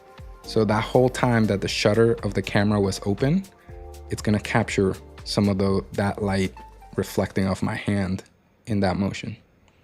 So you get a blurry image, and then you put all those blurry images in a row, 30 frames in 1 second, and you get the natural look of the motion blur that you would normally see in real life. So that's what those relationships exist. That's why in the film world, there is such thing as a standard of 24 frames a second or 30. If you want to do slow motion, then you double that, right? So you get 60 frames in 1 second, so that when you play them at 30 frames a second, you're basically getting double the frame rate, and you can slow it down by half and get a little bit of slow motion. Wow, that was a whole bit on frame rate. I should add that to my list of topics for the channel, shouldn't we? Frame rate, shutter speed. We really dove into that. I hope it made sense. That was like a rant.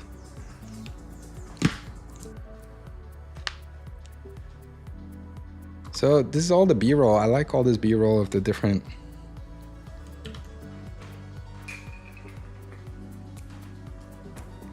So to be honest, to answer your question, I did not go to school for this.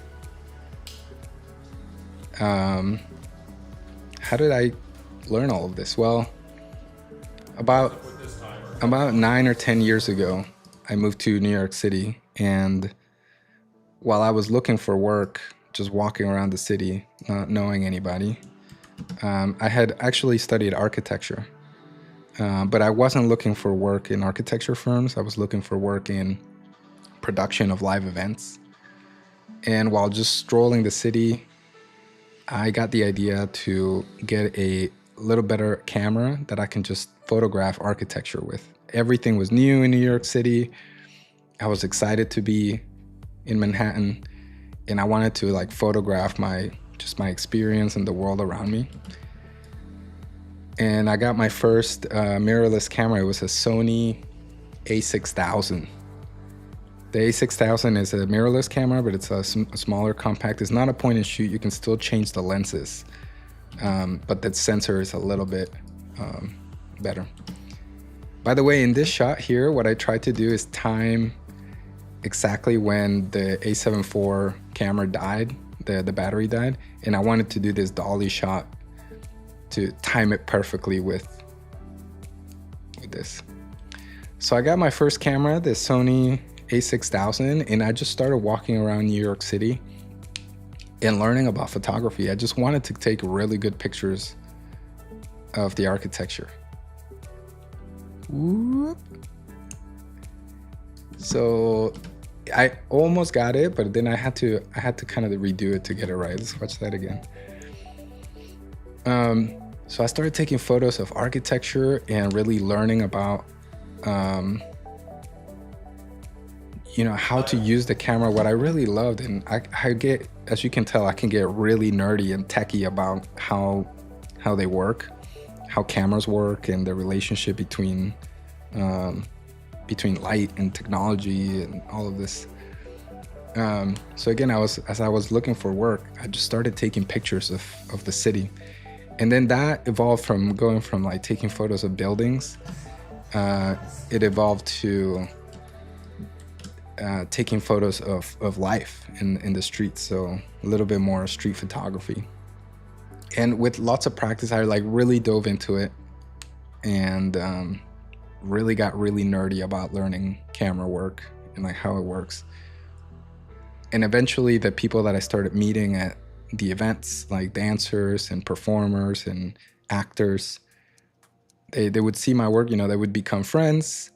They would follow me on Instagram. They would see my photography, and then they would come up to me like, "Yo, Diego, you're really good with the camera. Like, would you be down to take my portraits, or do you want to do a photo shoot?"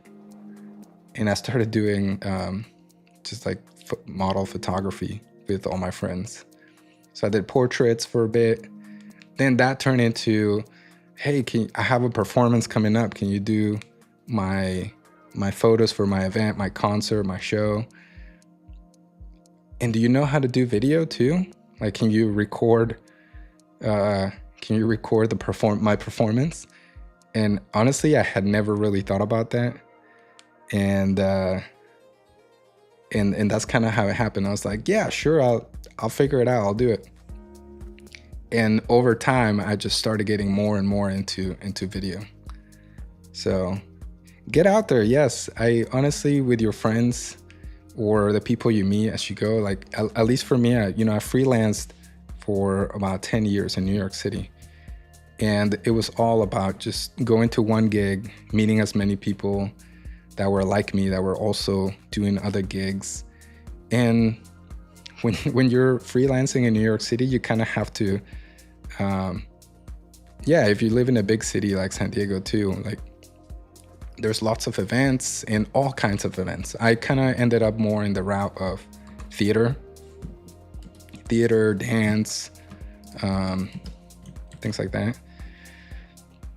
Musicals, dance performances, and also like corporate events.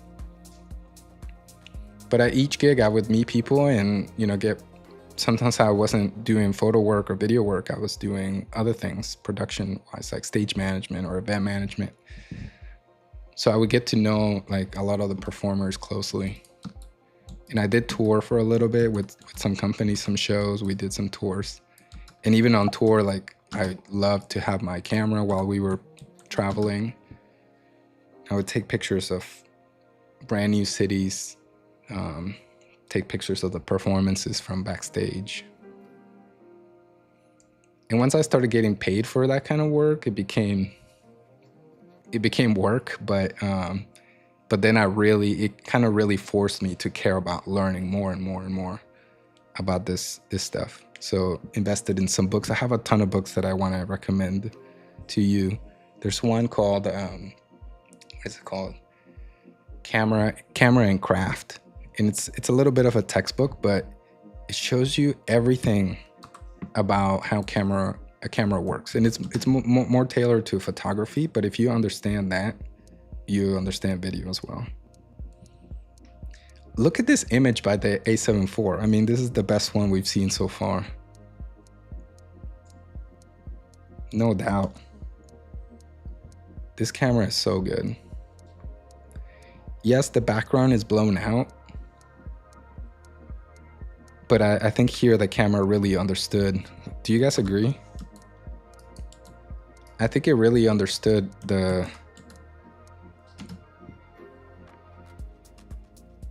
subject. Like I think it kind of realized what the scene was, and then it prioritized the exposure on me rather than the background, because that's the important part. And this is in full auto settings.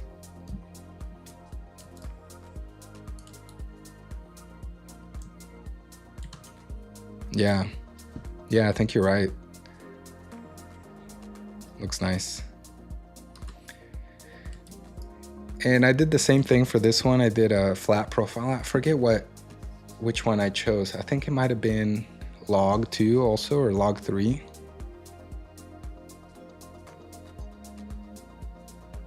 Moving Fred out of the way.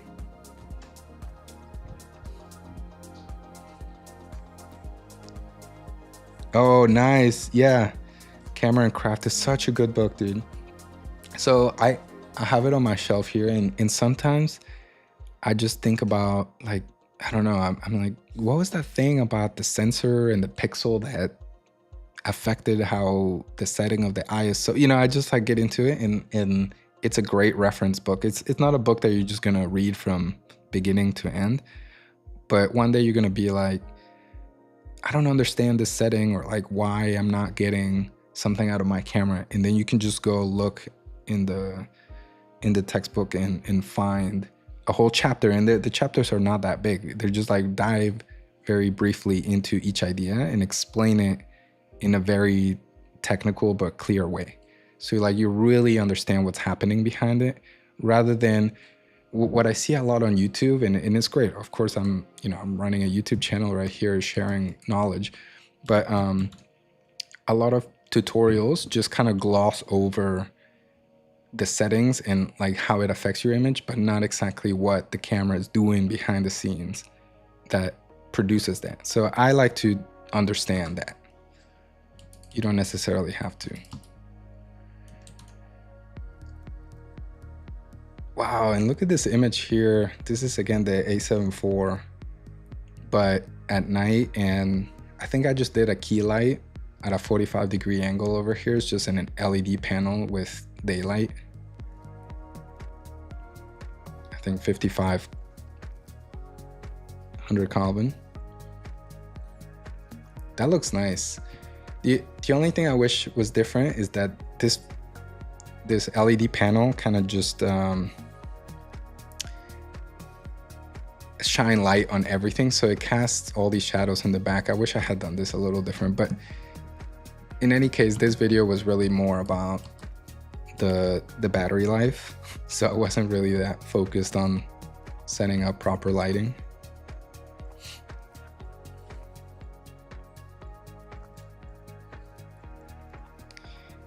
Yeah, honestly, that's kind of what I'm learning in making some of these videos. For example, this one where I'm doing camera comparisons, there's so much, there's like endless things to talk about.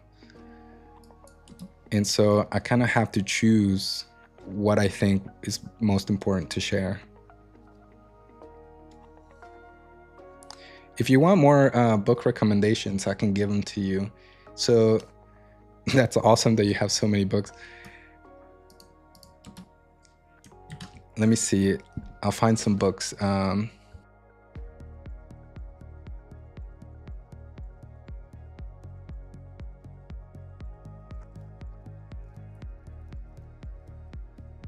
Okay, I found another book for you, if you don't have this one on your cart already. So this one is called How to Shoot Video That Doesn't Suck. Boom. Okay, and why do I like this video? This video really explains things very simply and with simple examples. But this is there's going to be a lot of things here that are more tailored towards like storytelling and how to use video to tell a story or to portray a message. But for example, change the angle, right? That idea is going to be really helpful to think about your DJ videos, or how to shoot your DJ videos. So here, for example, it has 50 ways to shoot one thing. Okay. So that's a good example. Like your DJ video is just you and your mixer, unless you're like flavor trip and also cooking or making a drink on the side. But when you think about, oh, there we go. 50 ways to shoot one thing. If you're thinking about your DJ video, there you go. So lots of really helpful, like just tips and ideas to think about. Should I read some of the chapters? Nah. This is not story time today, guys. Not story time. But check out that video, it's really helpful. Where did DaVinci Resolve go? Here we go. All right, we're looking at the A7 IV outside sunset.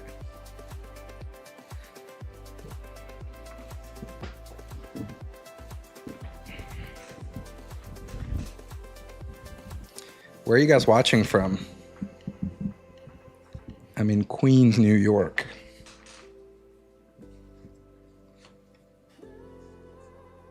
Yeah, definitely. I mean, this full frame sensor is just gonna do magic. And I think this is in auto settings. I don't know if I did a flat profile. No, I didn't.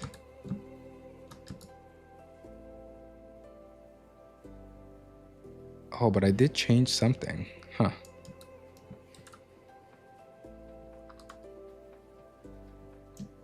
This must be with auto settings.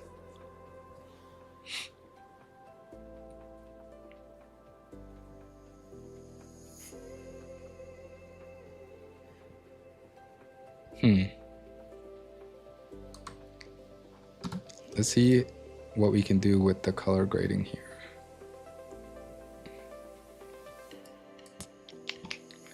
We're looking at the waveform here. There's a lot of in the shadows. There's a lot of information in the shadows. Maybe we can bring that up a little bit. That's nice. But then the sky is a little blown out, so maybe we'll bring that down. Looks like I'm not gonna be able to recover some of those really bright highlights. Oh, they are there. Wow. That is very surprising. That is very surprising. Wow, the A7 IV just doing magic over here. Okay, so that's good. Now the midtones, how much of the city we can recover. That's nice. In the shadows. Look at this, already looking so cool. Wow. And maybe, what should we do here? I think it's nicer like this. Maybe we can add another. If you have any suggestions, drop them in the chat and we'll try them.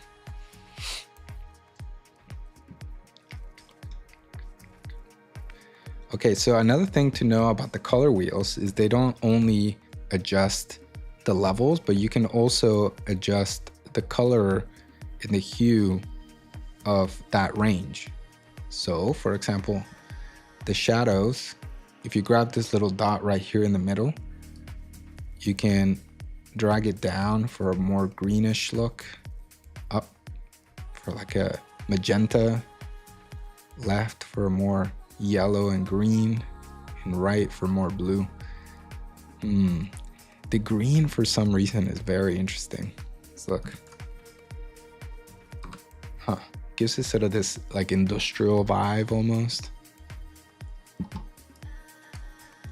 And let's see, one thing we can do also, we can go to this, the warper tool. This one is really hard to explain, but we can kind of skew. This is going to skew the hue for all of the pixels, but you can kind of grab an area or a range and also adjust it, right? So we're getting this really, we're almost getting to like the Matrix look. This would be like the Matrix DJ set. You know what? Why not? Let's have some fun here. What I'm gonna do is look up some Matrix inspiration photos, and then we're gonna try to match the color grade to the Matrix. Yeah, very green and blue. Honestly, you can get stuck in the color grading because for me it's so much fun, but yeah, I think this is an interesting subject to talk about. Oh, this is a good, yeah, maybe this one will help. Okay, we're gonna do, where did it go? Neo. Let's save this and we'll use it as reference. Great. So I'm just gonna grab that and bring it into Resolve. Oh, it's not gonna let me drop it there. What can we do? Where did it go? Right here. I'm gonna bring it to the master. Boom. And where is it? Oh, I lost it. Dang. Maybe the best thing is to do is to just drop it right here. Ha! Hello, Neo. Do you guys like The Matrix? Matrix is one of my favorite films.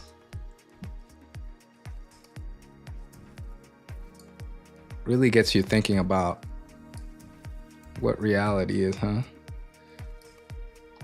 Okay, we have our color wave now. We have our inspiration. Let me make this a little smaller.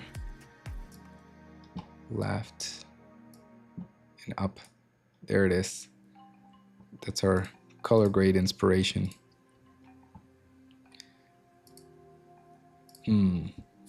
So I think we want to lean a little bit more towards the green side rather than the blue, which we're kind of getting at. Oh, is it not the same clip? Let me see. Are we not? Oh, here we go. I'm going to mark this here. Then when I get to the color page, I can look at my timeline and make sure that I'm in the right spot. Perfect. There. Now I'm looking at the same spot right here since I marked it. All right, so I think we want to move away from the blue. Let me reset this and more towards the green. How can we do that? I think if we do the midtones, let's see, if I look at my scopes here, there's a lot of blue right here in the mid-range. So one thing I can do is under the midtone, I can drop down the level of blue and I can increase the green level. Nice. All right, so I'm gonna go over here so I can compare Neo with the shadows. This is so funny that we're using the Matrix Neo image.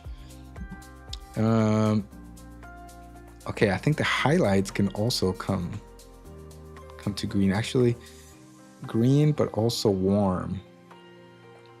There we go. It's a little green, a little yellow. And looks like, okay, I'm messing with the mid-tone here, trying to find the right hue of green and yellow. That's pretty close. Those kind of live in the same world, maybe.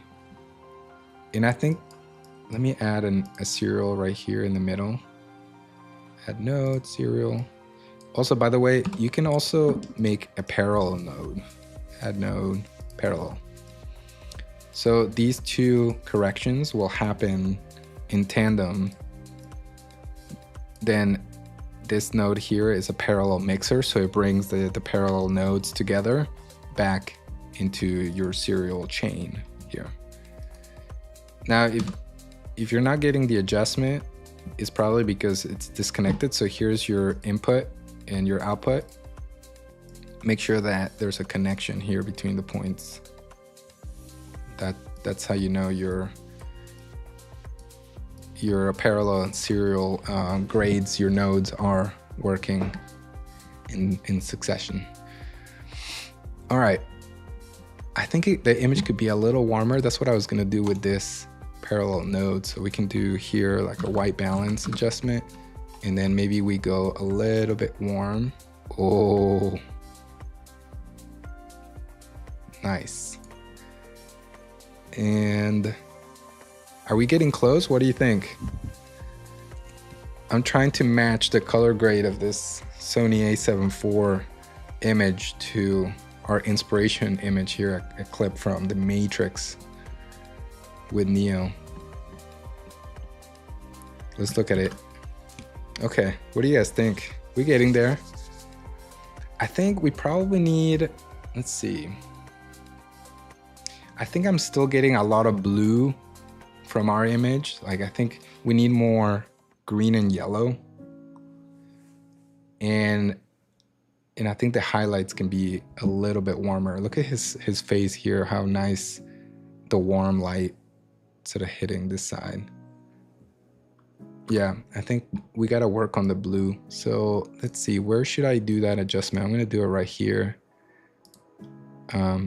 And then I think for this, we're gonna use some curves. I'm gonna go to Let's do blue, yeah, hue and saturation. So I can select the range of blue and then drop down the saturation here. Nice.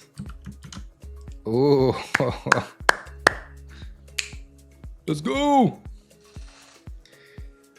It's a little too much. I think we got to introduce a little bit of yellow. You can see here the range.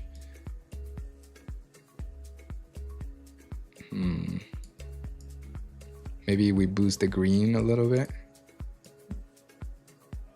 It's looking so dead now. Let's see.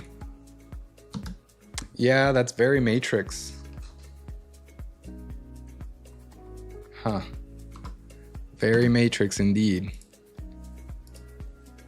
By the way, if you want to edit in one part of your video and rather than having to jump back, you can make an in and out point and then just loop it. So if you're here in the edit page, I hit I to set an in point.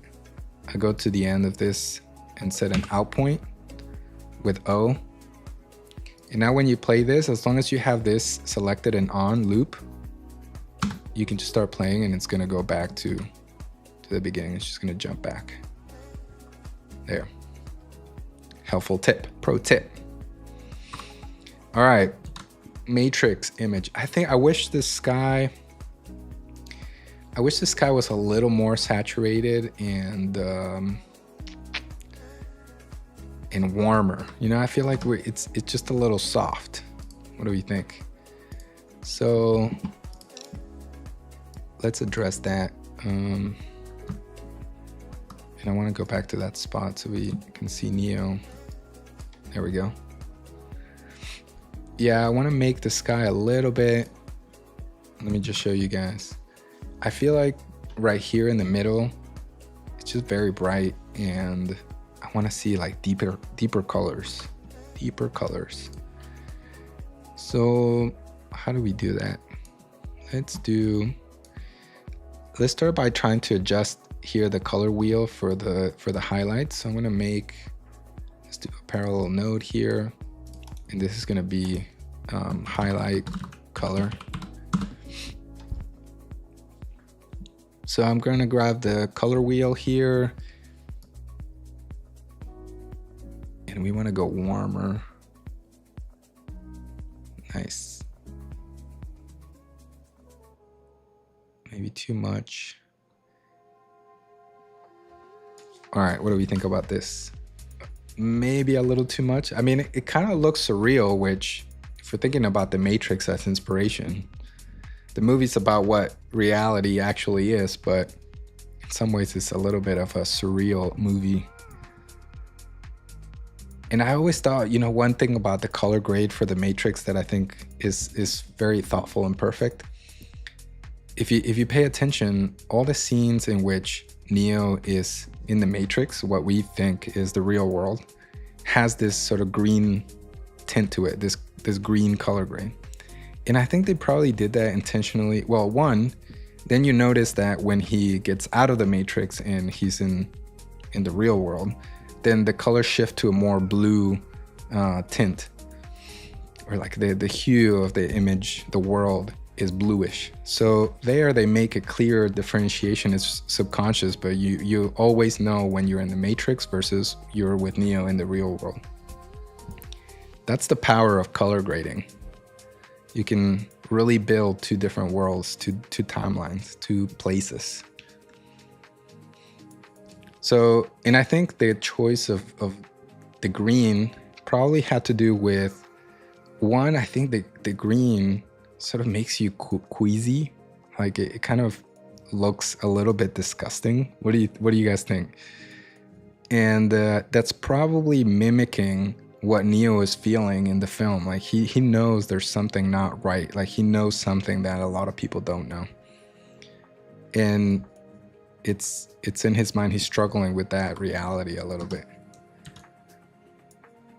So I thought the editors did a really good job of using color grade as a way to build that world, that feeling.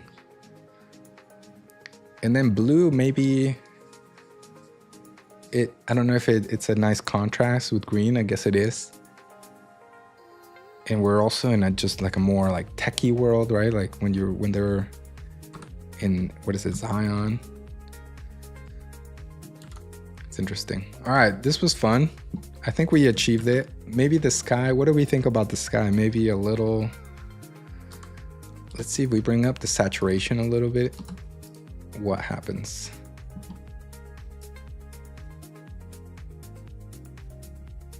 Interesting. This would be a really cool video.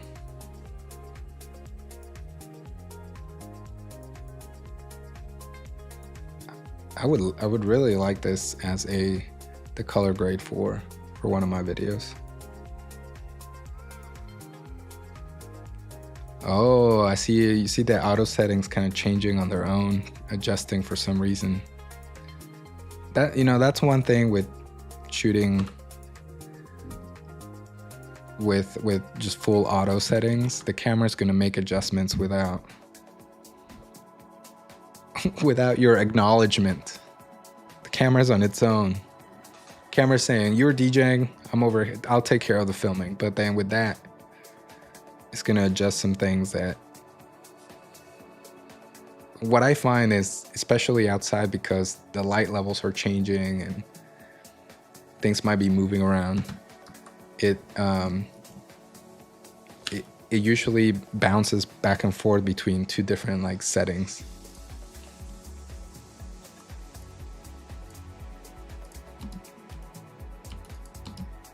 Oh, see. Now, if you want to get rid of that loop, you can just hit Command Out and Command I, and it gets rid of that, your selection there. Oh, here we see we can compare between the color grade and I don't know if I changed the lens here or something, but the framing changed. Huh. And now we're back to the 874. So here is a good example of the camera just changing its settings. Once I step up, I think there's a moment in which it kind of changes the settings. Boom.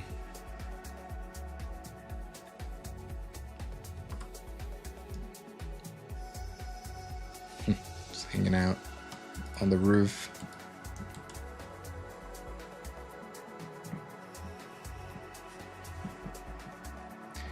When I was getting into photography, chasing sunsets was one of the most fun ways to like learn about photography. Is when I was touring and I was going around to different cities, things like that, and the sunset was like a great moment to like run out of the hotel, find a location that would be cool to capture a sunset photo in. And I would run, like I have an app that tells you exactly when the sunset is and which angle in the sky is gonna be at, which direction to kind of run in. But I learned a lot about photography while doing those kind of sunset shoots.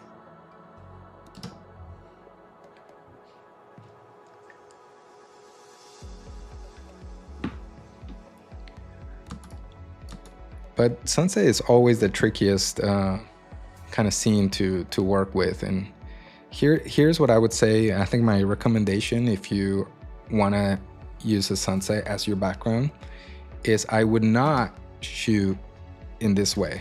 I would not put the sun directly behind you. I would put it kind of like to your east or something, like off to the side a little bit at an angle, so that the light from the sun hits you in the face, and you're also going to be able to capture some of the color in the sky and all of that. But then you're using the sun to your advantage rather than fighting with it, because when it's directly in front of the lens, that is going to be always the brightest part of the image, and the camera cannot make out the rest. Everything is going to be backlit. But rather, if you kind of turn your setup a little bit so that the sun is on the side, you're using that same light to light you, your mixer, and you're still gonna get really cool colors in the background. So I think that's the best way to work with it. So there's my recommendation for sunsets. All right, what should we do here? I think we looked at all the B-roll footage. We even did a color grading for the Matrix theme. Well, that's creepy. That's kind of creepy to watch. Hold on, where did it go?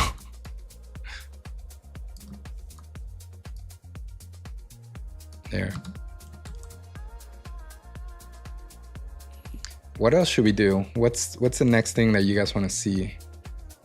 I can also open up a project, a DJ project, and we can look at that. Would you guys be interested in that? We can actually look at some DJ footage. Let me know. Or we can talk about more books. Yeah, should we look at some old projects? Let's see. All right, I'm gonna save this. So you don't have to close DaVinci Resolve to open up another project. You can just go to this little house icon as the project manager. And then it puts you back into your project window. Let's see, we can look at this one. We may have to relink some clips. Oh no, I think everything's here. Wow, look at this. All right, let's start in the media page. So this was back in February. Wow, it's been a while. Organic house to Afro house. I don't know why I made a copy. I think I might have tried to do some different edits, but here I have the audio, so I had to record the audio separately. Then I did this A shot with a Sony A7 IV, and I kind of wanted to use the background that has the potential like empty space to do some overlays, and I'll show you that in a minute. And then I did this other A7 IV, like pretty close. And I try to set the focus, if you guys can see, I try to set the focus on the mixer rather than on me. And honestly, I don't remember exactly why I did that. But let's see. What's on the right, let me see. Oh, there. That is my external recorder. So for my setup, I record the audio from the mixer output. It's an RCA to an auxiliary in, a 3.5 jack. At the back of this Zoom H4n Pro, it's a field recorder. So I do a stereo wave file recording there, and it just gets recorded to an SD card that then I can just link up with this. Now, I made a video recently showing you guys how to sync up your audio with your video, but if you don't know, if you haven't watched that, go check it out. If not, really quick, if you have your, you can select your audio and your video file, right click, and then do auto sync audio, and it's gonna give you these options. Timecode or waveform, you're probably not gonna use timecode. That's something that it's another piece of gear that you would need so that all your different cameras and audio recorders have the same exact timecode. But that requires extra gear, and usually like film shoots are what they're using. Instead, I need to use waveform. So for this to work, your video file needs to have scratch audio of your mix. That way it has something to compare to with your audio file. So what Resolve is gonna do is basically it's gonna analyze the waveform, find where they match, and then just sync them up together. So when you drag in your clip to your timeline, you can either replace it or just drop both of them in, but synced up already. And here the channel number is like what do you want Resolve to look at? Channel 1, channel 2. It's a stereo audio file, left and right, so that's why there's 1 and 2. The mix of both or automatic, just Resolve will kind of like look to see what works. So for this one, I would do something like mix because it's 1 or 2, or automatic. And then retain embedded audio is if you want the scratch audio of the video file to stay there, or if you don't select this option, what's going to happen is your audio file is going to replace the embedded audio of your video. I hope that made sense. So what I like to do is kind of retain it so that the video file, like the original audio with the video file, stays there. And you hit sync. I didn't do it because I've already done it here, but then that kind of just puts the mix. Let me see if I can show you. So if we go to the audio, the Fairlight page, you see all the different tracks I have here. So right now, I think we are hearing here and here. Oh, this is the, okay, yeah. So here you're just hearing the scratch audio of camera A. And then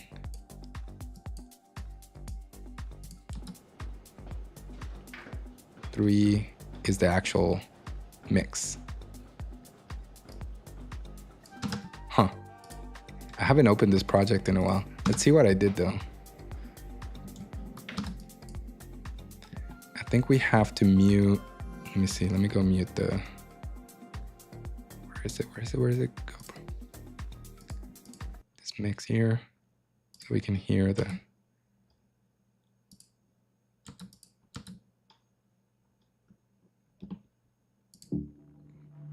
There we go.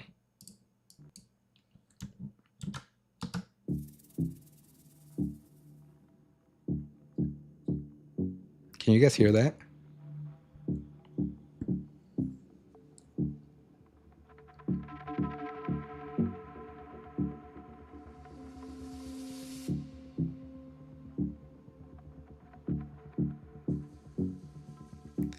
Huh.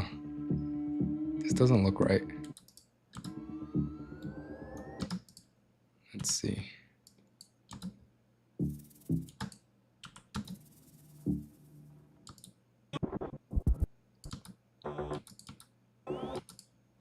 Oh, interesting. Okay. So we get to this point.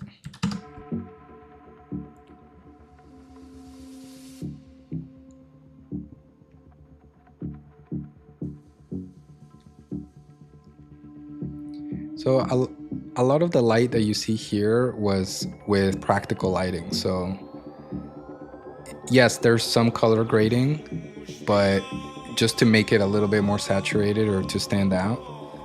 But a lot of like the blue and the purple was from lighting in the room.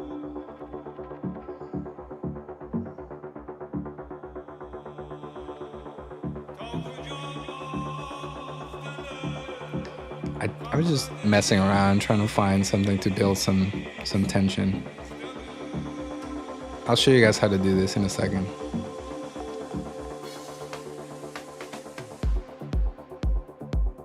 There's that second camera angle. So basically here let me turn this down a little bit. Let's see, how are we using this? So let's just turn off all the different layers. I'm gonna try to break it down so so you can see how this effect was achieved. So that first track has this camera angle, just the wide. Okay. On the second layer, what I did is it's the same footage, but right here under composite, I turned down the opacity to 50%. So if I set it to 100, then we only see track 2. If I bring the opacity down to 50, it starts to let you see some of the track underneath it. So we're also seeing track 1. And then what I did, I can't quite tell anymore exactly how many frames, but I just moved it back or forward a couple frames. So you get this effect of like almost like a double blurriness on the motion. So the background here, the background stays the same because that's not moving, but my movement is getting this like weird like vibration or something. I don't even know how to describe it. So that's that effect, and what's cool about that is nothing else changes. Like it's just the movement, whatever's moving. So that's the first layer right there. It's the same clip. That's just the same clip. And then track 3 introduces this close-up angle, but on the side. And that one, let's see. That one I think is just the reposition. So I moved it to the left because I think the original is centered. So I move it to the left, and I think I did some cropping. Yeah, I cropped like the right side, and here under softness, I brought it to 100% for some reason. Okay, and so then that looks like this. I love this effect of the double. I gotta use this again. I think it's gonna be helpful for my next video, in which I'm only gonna shoot with an iPhone.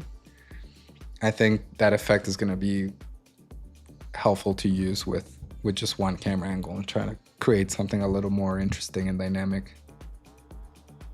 All right, so there's that second shot added on the right, and then let's see what this last layer is. So this is, oh gosh. How did we come up with this? I don't even remember. Honestly, I probably took an edible and then I started editing and somehow ended up with this. Let's go.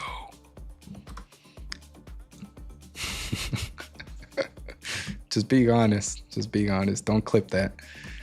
Okay, so this last track, this is what I did. Basically, let me turn all these other ones off. All right, so we're only looking at this 4th track now. So this whole footage, okay, let me give you an advice. When you start setting up, start recording right away, unless you need to save battery. But when you start recording while you're setting up, later you're gonna realize, you know what? I have like behind the scenes footage. I have a little bit more material to work with. Like maybe you can do a little edit where you're showing your setup, or if you're on social media and you wanna like promote your video, you can use the setup footage as like some B-roll to like promote your next mix or something like that. So this is what I did here. I like, once I had that main camera set up, I just started recording the rest of the setup. So I started with this camera. Once I had it locked in, I just hit record, and then I just captured the rest of the setup here. So you see everything that I do, from getting cables, setting up the cables, the external recorder, doing the sound check. Okay, so all of this then just becomes a repetition, and I think, yeah, so here is the same. Here, oh, this is interesting. So here at this point, what I thought would be cool is if when I get to the part where I use the slate, at that moment, it switches to going backwards. So from that moment, as soon as I hit the slate, everything starts to run back. I'm telling you, that edible was top quality. It's not that clever. I'm just being stupid. Ooh, he made it go backwards. Cool. All right, so then we have that, and then what the layering, the way we did that was, interesting. So in the composite, I use this mode called difference. I don't really know how to explain what difference is. So,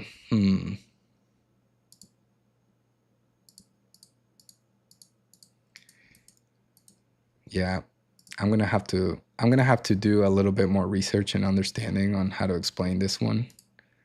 But let's just watch. So then, like, we had already seen this, but because of the difference mode in the composite for the last track, it does this thing where like things are kind of faded, and then the difference, like when that track that I'm walking through looks normal wherever they overlap. It's really weird.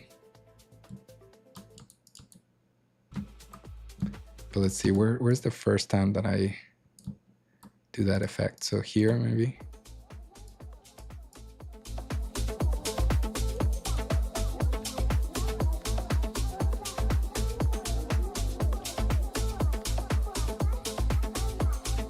So I kind of just let it run. I just let the layers go, and what was cool about this is I wanted to make a video in which you didn't have like different camera angles that you switch to. I just wanted to be one continuous video, but then I also wanted to use other cameras and kind of like combine the two ideas, like different camera angles but no cuts. So instead we did this sort of like layering.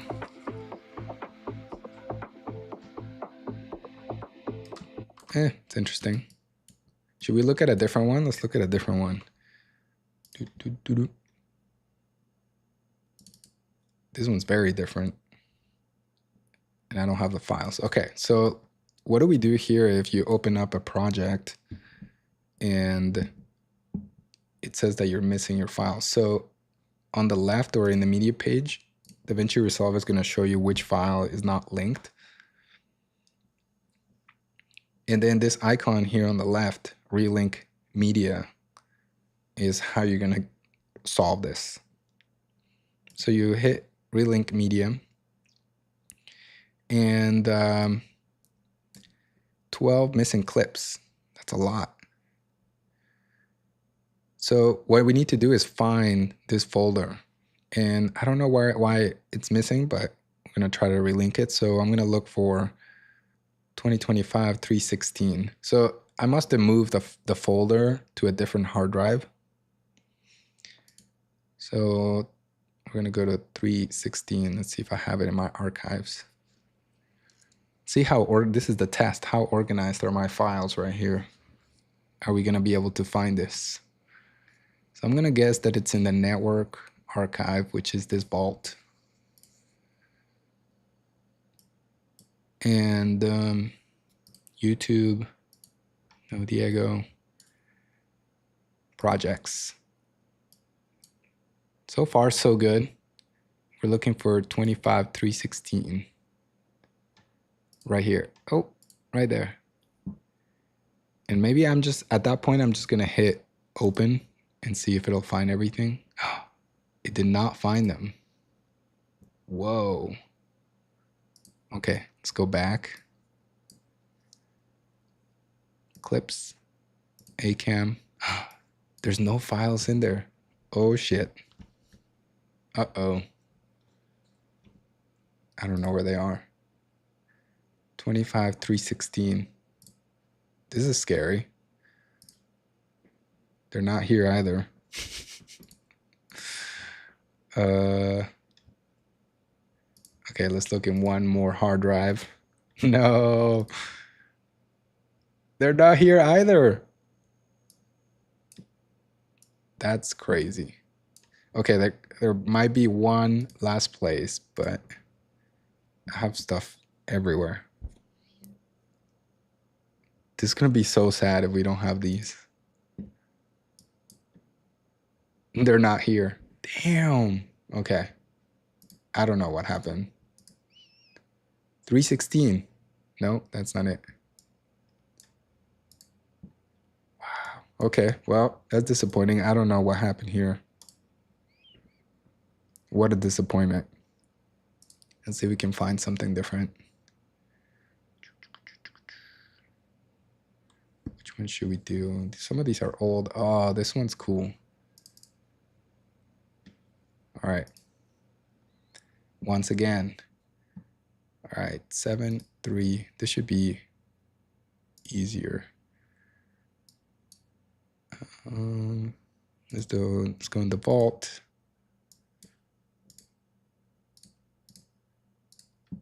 What did we say? 3. No, 7, 3 from 2023.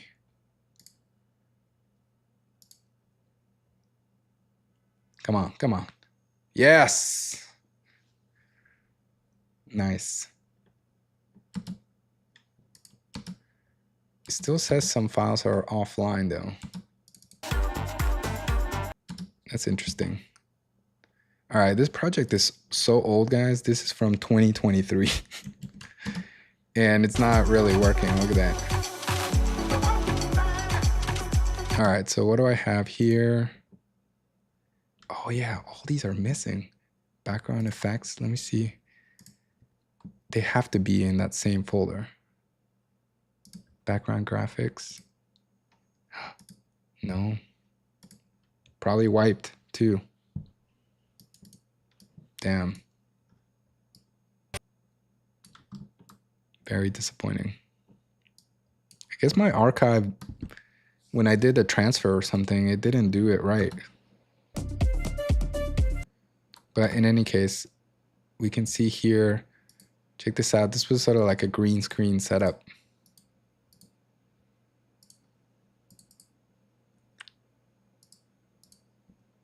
That was fun.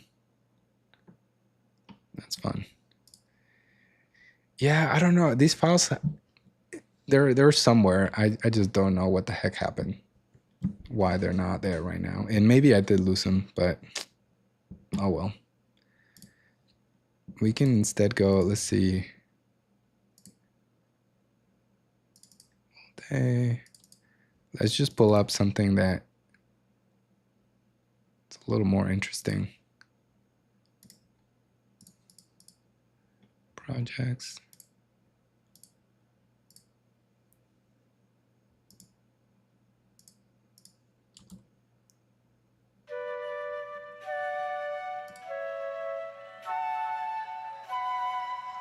This one was simple.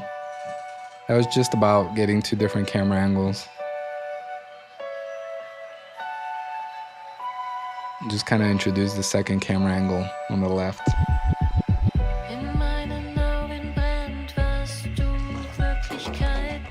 Text effects, that's interesting to look at, text effects.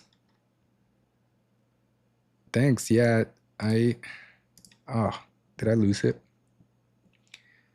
Let me actually go here on YouTube. Here we go. They're not there. I'm all lost and turned around with my files here. YouTube. Filming. Projects.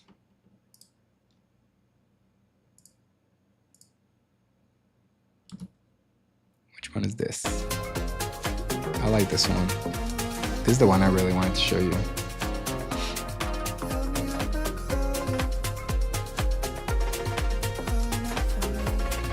I have to revisit these colors again. This like deep red. It's really nice.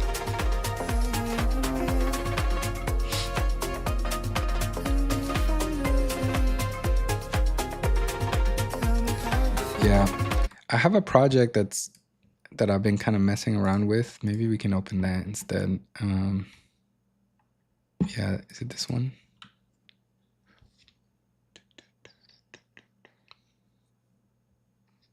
Oh, geez. Every time. 6, 7. I know I have these for sure.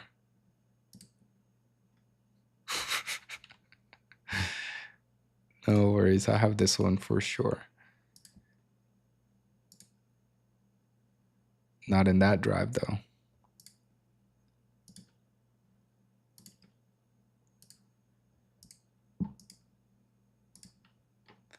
what are we, 6, 7?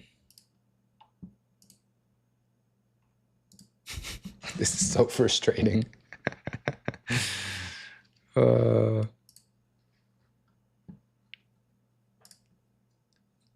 do, do, do, do, do.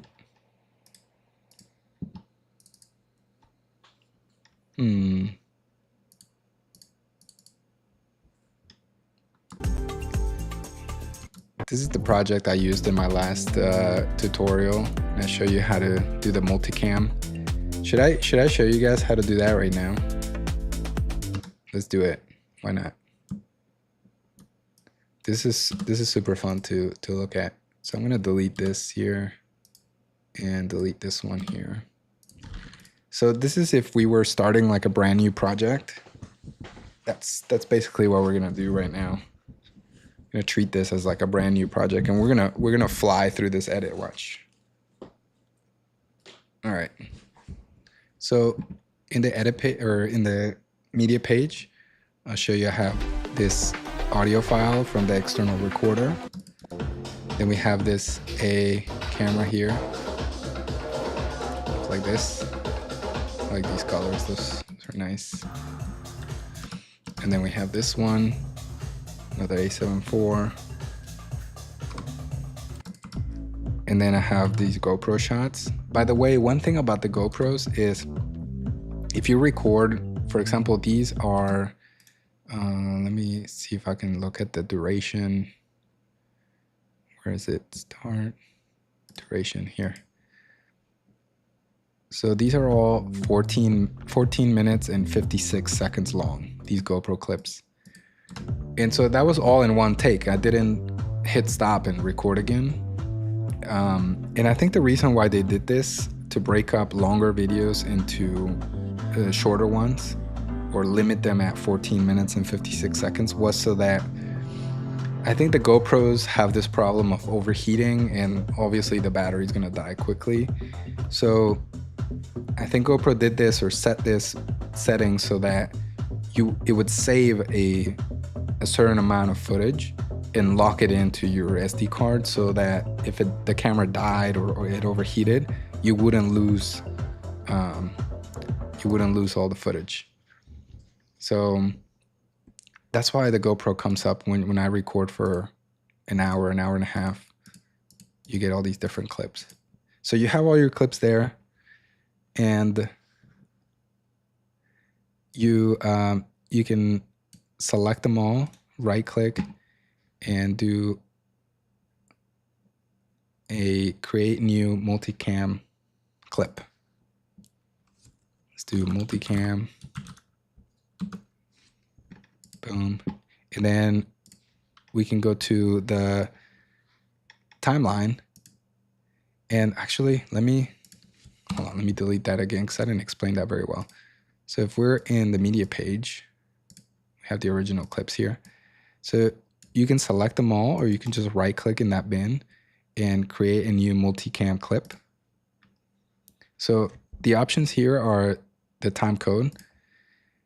Now it's in the film industry, it's standard to start the time code with a 1 in it, because then anything behind it or in front of it would be sort of like your opening sequence and your roll. It's another thing, but sometimes I like to just set the time code to 0. I rename this multicam, maybe 1. The frame rate is the same as the clip frame rate. And for this, the angle sync, so this is the mode that it's going to use to like sync up the different cameras. So I'm going to use sound. I'm going to tell Resolve, look at the sound and analyze it. And that's how you're going to sync up the different angles. And I'm going to tell it to use automatic for which channel. In the angle name, I'm going to do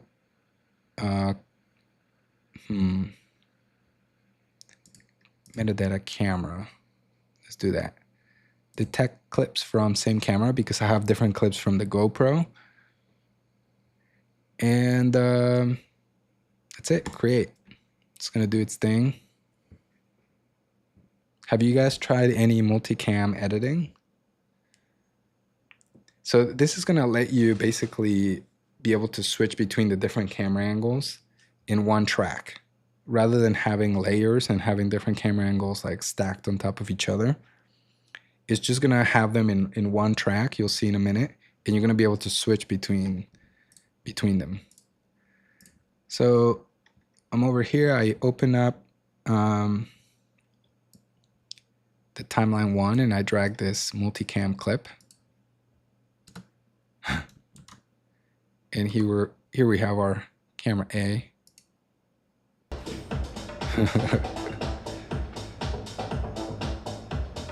That's all right. Some of my earlier videos I am embarrassed about, but it's all right. We get to improve each time we make one. So here's the multicam clip. One thing to know is you can right click and you can hit open in timeline, and then it opens that multicam clip. So here if we watch, you'll see track A, camera A is this Sony a7 IV. So I hit record there and I walk to the second camera and I hit record there. And as soon as I start recording, there we see that video file. And then I hit record on the GoPro and it starts recording. So in this multicam clip, it made its own timeline and it put the different camera angles stacked on different tracks. And it used the audio to sync them. So in this video, I used this late to mark a moment. So if I show you, that was the GoPro shot. There we go. You see the second camera marking that shot. And if we see camera A, you also see it there. So for this multicam clip, I'm just gonna leave everything there.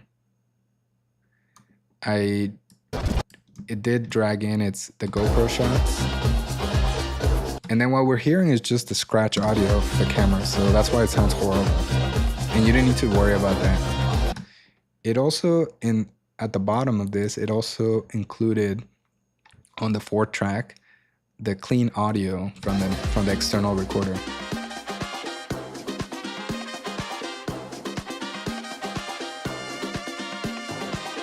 All right.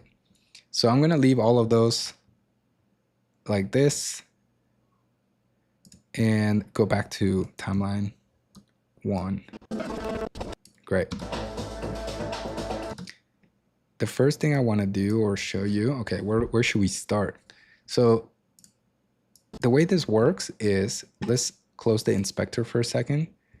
And if you don't see, right now, Resolve shows you one preview window. I'm gonna close the media pool. So this is what your final output or your final video is gonna look like, right? On the top right, if you hit this icon called the dual viewer mode, then you get another window on the left, all right? And in this lower left corner, there's a drop down, and there you can hit multicam. So now it's gonna show you a preview of the different camera angles that are synced up in that multicam clip. So now you can treat this as like a live stream or like a TV segment, and then just cut between the different camera angles. So the one thing to know is there's different modes of cutting. Down here underneath the multicam preview, there are these 3 symbols, and in the middle one is video and audio. So every time you cut, it's gonna switch to that video, but also it's embedded audio. And then the left one will only cut to the video, but keep the same audio track, or you're cutting between audio only, so the video stays the same. So actually what I first wanna do is, with this whole clip, I'm gonna go to the very beginning, and I'm gonna go into video and audio mode, and I'm gonna switch over to the audio recording. So the whole clip now is just the audio recording. The clean mix.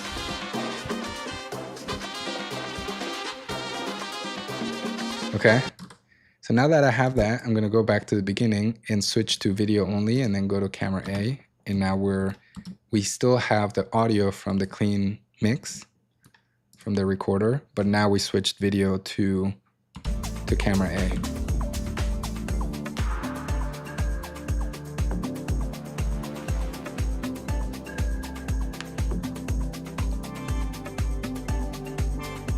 Cool. So now, all that's left is we can just watch this. And while we're watching, we can cut between the different camera angles.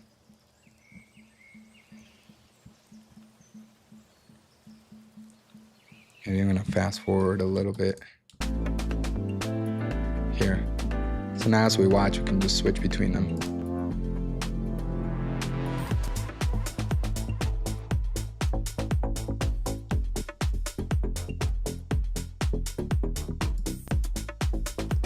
So I'm just doing this while watching live. And what I'll usually do is I'll just watch it once and do like a series of cuts. And then I'll go back and then just start working through sections and kind of just messing with the exact timing.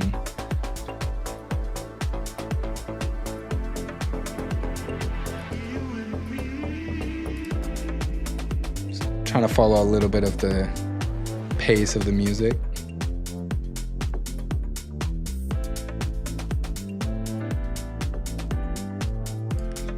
Usually my first time through, I never really record videos longer than like 2 hours.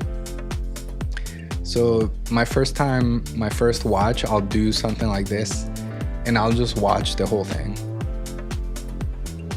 Yeah, I also want to just kind of listen to the mix and see if it's something that I'm proud of. So in that initial watch, I'll just do like a rough cut. And then I'll go back, and what you can do is then when you go back, you can grab this point, for example, and then just adjust the timing. So now in the program, what it shows you is the last frame of the clip on the left and the first frame of the clip on the right. So you can kind of adjust exactly when that transition is going to happen. So maybe I want it to happen right when my hand comes in the frame. So maybe I'll do it right there. Maybe watch. Boom, right there.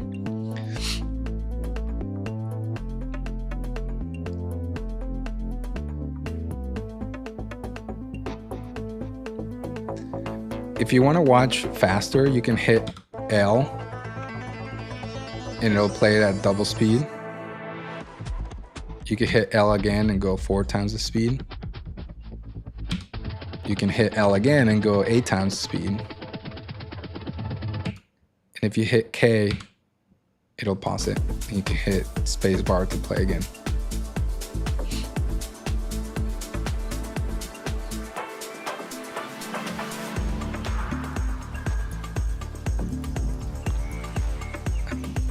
I hope we don't get kicked out for the stream, or for the music, but let's see. You know, these songs, for example, in this video, I've checked and they do work on YouTube, like they won't be taken down.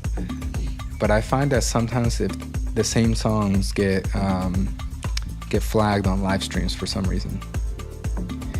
And even though YouTube, the content ID will let the stream live after it happens, during the stream it will kick me off.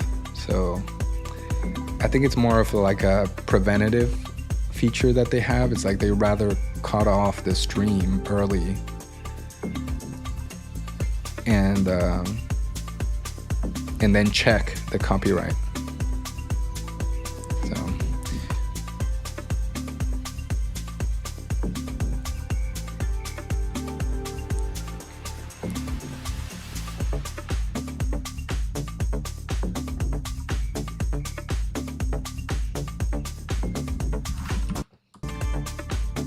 turn it up a bit.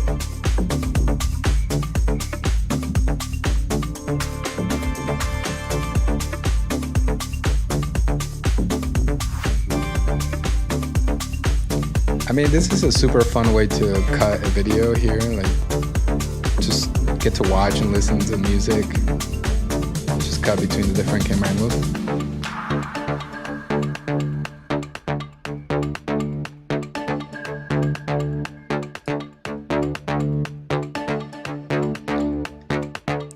the way, if you want to check out, oh, I didn't know it was going to stop. Sorry. If you want to keep the vibes coming. Let me go to the Fairlight page. So here we can do some simple things like, this is sort of our clean mix or master mix.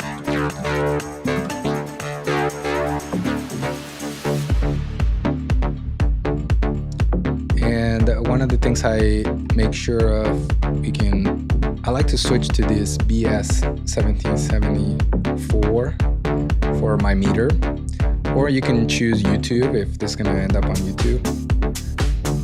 And then I like to hit absolute scale. And right now the metering is showing -23 as sort of the threshold, but I can switch that over here if I go to the project settings and go to Fairlight. This target loudness level I set to -14. And that's what YouTube recommends for their target loudness level for video uploads. Otherwise, it's just gonna compress your audio. Anything that you upload that's higher than that, it's gonna do its own compression and turn it down. But I think I'd rather make the video already what it's supposed to be and sort of get just right below that level, so I know exactly what it's gonna be sounding like once I upload it. So now I can use this meter here and I'm looking at the level for the mix. I can just turn it up a little bit and just keep an eye on the level for that -14 threshold.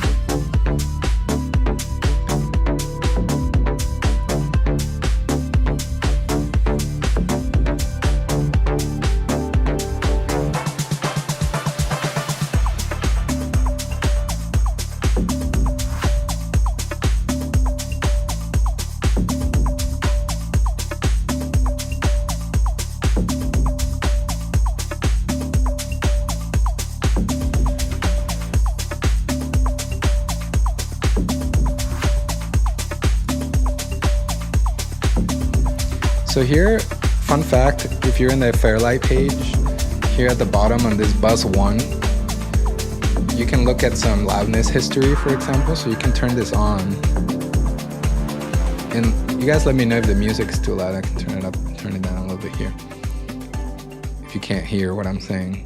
But under this bus 1, you can turn this loudness history here. And once again, since we already switched to a -14 target loudness level, what YouTube recommends, that's what this graph is now set to. And so we can kind of monitor to see the level of the mix.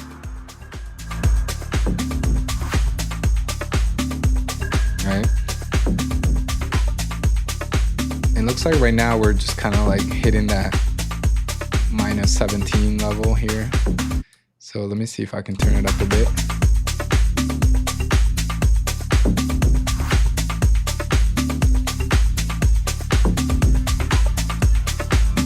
I don't have a compressor or anything.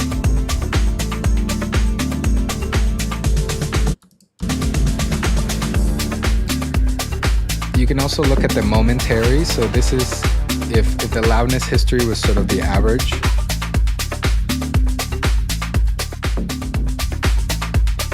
Then with the momentary, you can kind of see the peaks and the thresholds here. So we're a little hot. And it's okay if some of them kind of go above. It doesn't have to be like everything right below.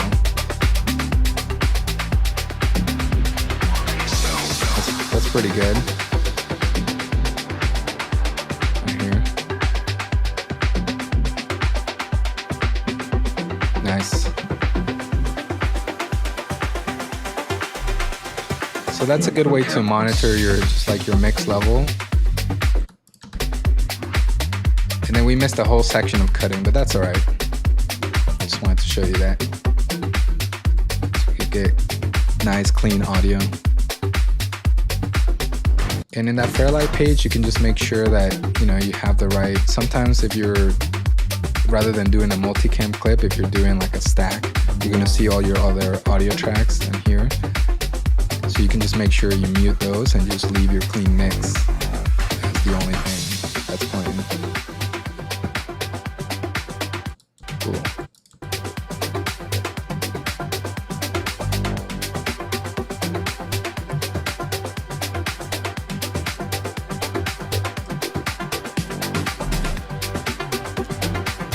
Have you guys used, what kind of DJ software or hardware are you guys using? In this video, I'm using Tractor Pro 4 on the same computer, and I'm using one other Control X1. What is it? The Mark 3, 4, and then an Allen and Heath Zone K2 MIDI controller. So I think I mapped it. In this video, I mapped it so it has some effects on the faders and the knobs.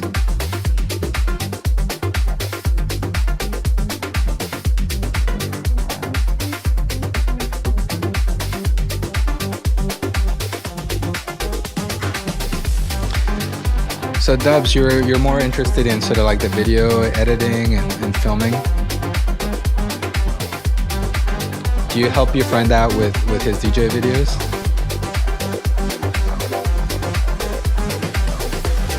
Nice. Does your friend have a channel?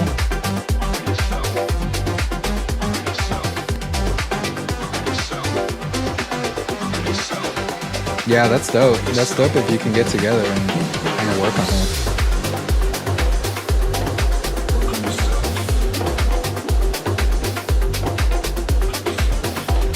What do you mean he's kind of like me?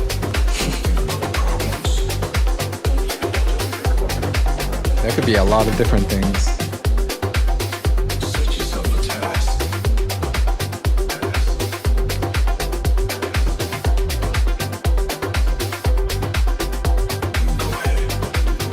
So one thing that we can do for these transitions once we've gone and let's get through this break and then maybe I'll go back and show you some editing tips.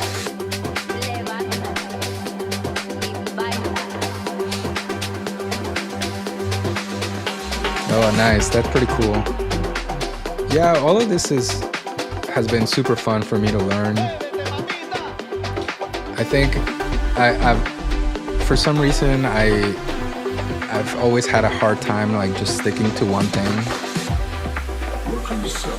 And because of that, because of my curiosity for just techie stuff, I got into DJing first after, I went to see Tiesto for the first time, and I was like, what is that guy doing? That looks cool.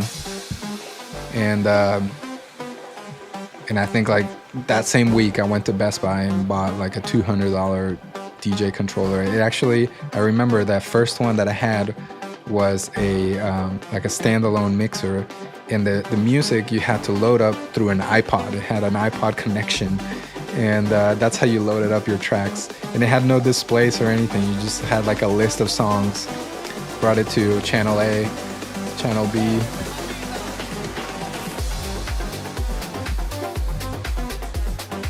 And then I think around the same time, I think for Christmas, my parents might have given me a GoPro, I think it was GoPro Hero 2. It was like the second generation of GoPro cameras. And with that, I think that got me to start playing around with just videography, but not for DJing. I wasn't thinking about recording DJ mixes at all. I just wanted to record videos of my dog, record videos of like me jumping in the pool in slow motion. And in my family, I've always been the one that's been interested in like documenting like our trips or our get-togethers, having like good quality photos and just like videos of the family. And I think my first video editing project was a 40-minute documentary of my family over the years, like just slideshow of pictures and videos and transitions, and I just played around with a bunch of crap just to mess around with it.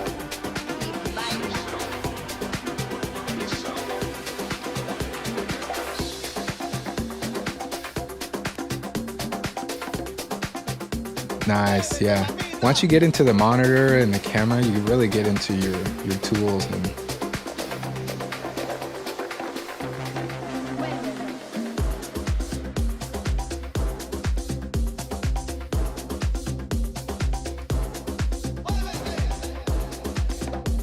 so now that we have like a bunch of cuts, let's go back to this section.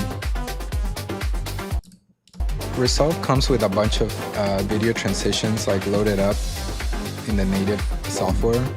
And I think if you have the studio version, you're gonna get more of this. I have the studio version, so whatever you see here, you probably have.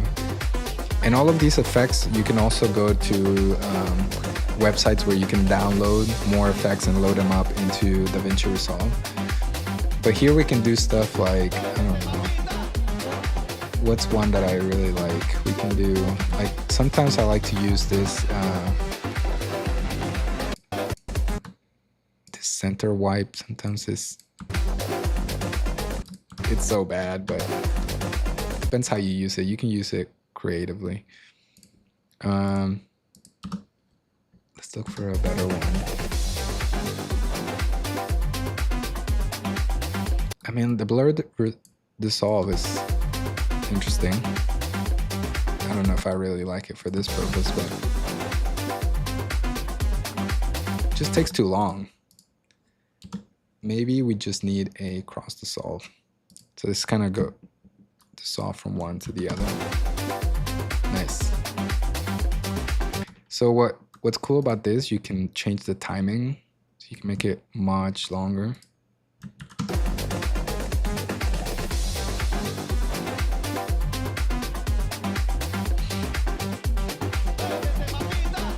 So what have you been doing with your new camera gear?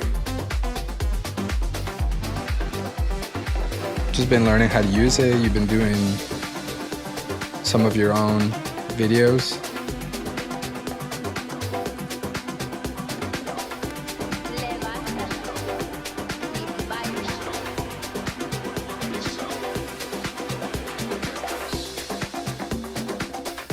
I think maybe there on the change we go to the wide.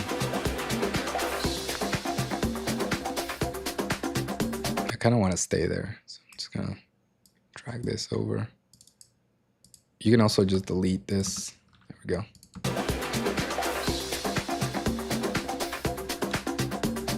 I think we stay here on the breakdown.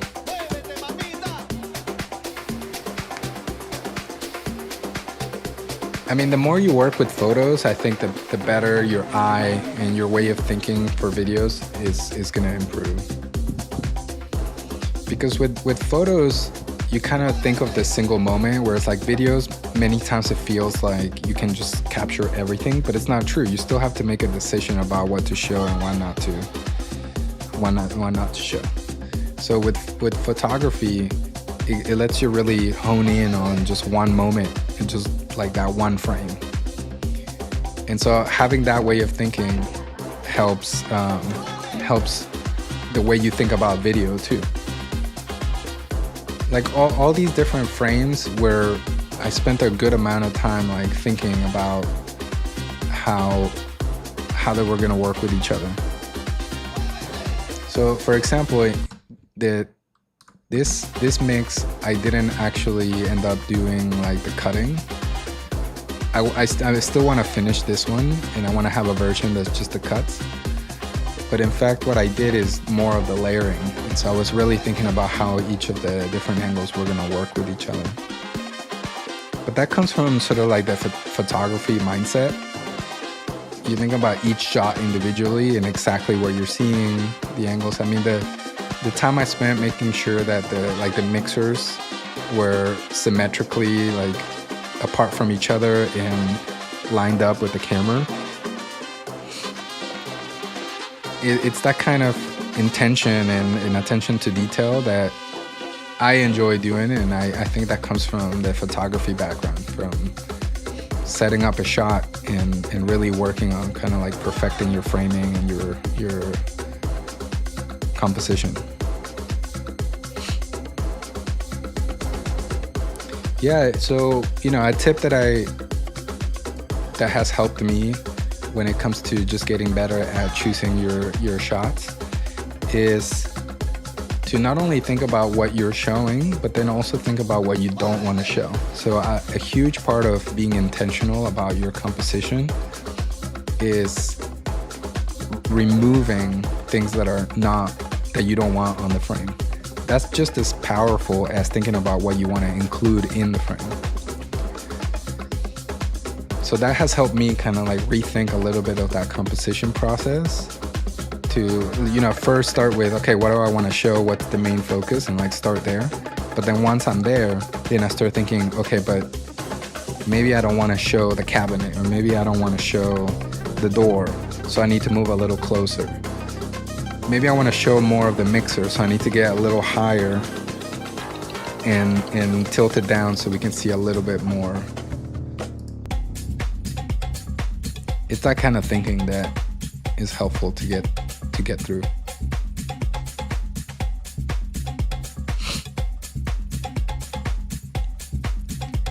What the benefit of trying architecture in landscape, don't get me wrong, I think what landscape really helps you with is understanding exposure, because in landscape you're working with many things that are in different places at different distances from you, and the light might be changing throughout the day. So as you're doing landscape photography, you're just dealing with factors that are not at your control, like the sunlight. With architecture, it's similar, but then you're adding this other element, which is perspective and angles. Also like size and depth. So with architecture, you start seeing the relationship between your camera positioning and the way the lines of the building are represented by the image, depending on which lens you're using, which angle you're using, things like that. So yeah, I completely recommend and agree with you that architecture might be a fun way to learn more.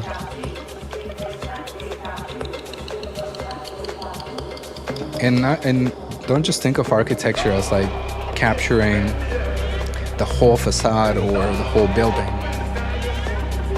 but also kind of like close in and look at ways to, is there details or parts of the architecture that I can focus on? And it totally makes you think a little bit different about your photography. So it's not just about capturing everything, but then you can narrow in and once again think about, what do I want to show and what should I leave out?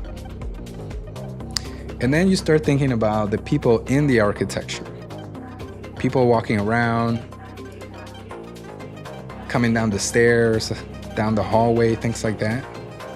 And the people give you a sense of scale. And that's also been helpful in terms of thinking about these compositions for these different DJ videos. It's having a sense of scale.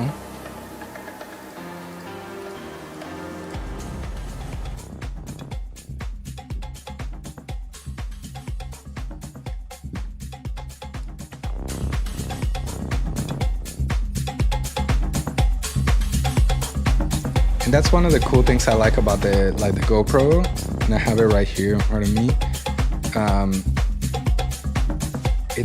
It's really nice because it's so compact. It's really nice to get into like nooks and crannies or in weird places or really, really close to the mixer. Like this angle here.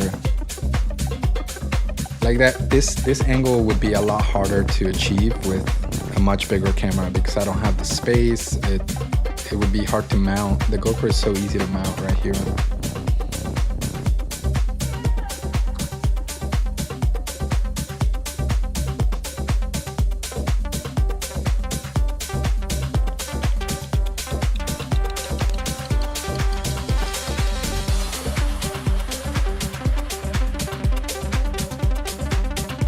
We're almost 30 minutes into this mix. Good vibes.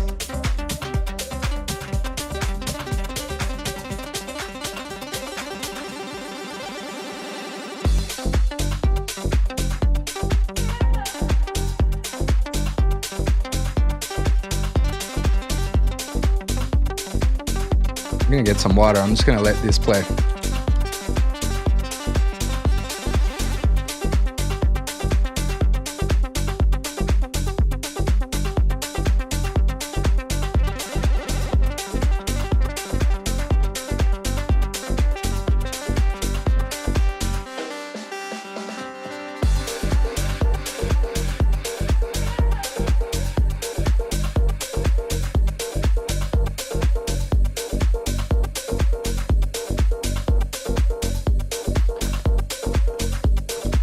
What did I miss?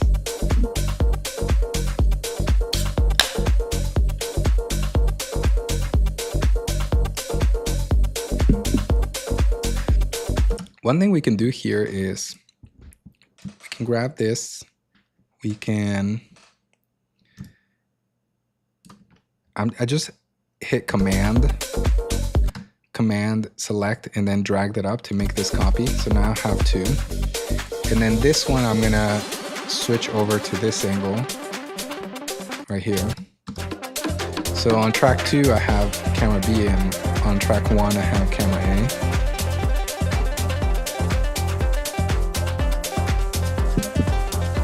And now we can start messing with some cool editing.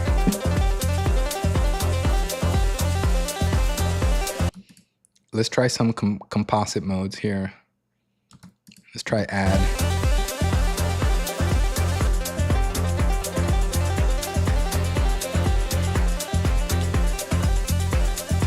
I like it, but the colors are just not right.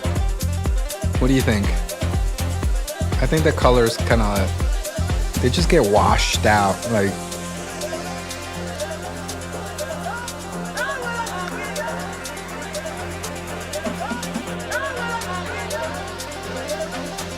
that's cool.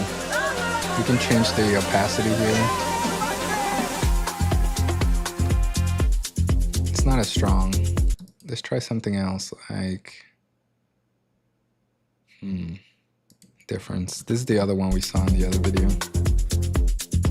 It's just too busy.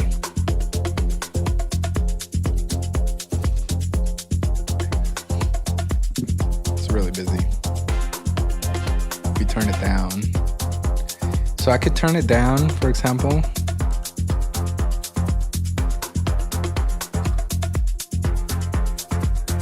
And then maybe what we can do is like crop the right side.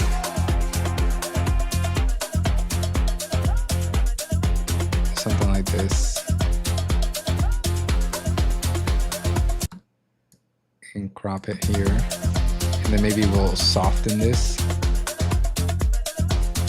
There. That's interesting.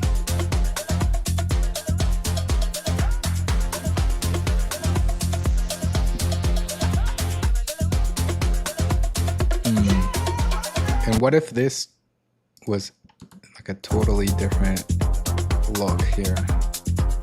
Like zero saturation. Oh, interesting. Huh. It's very subtle.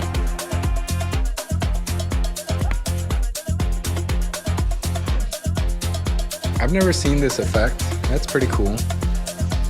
It's very subtle. Kind of like doesn't affect the rest too much.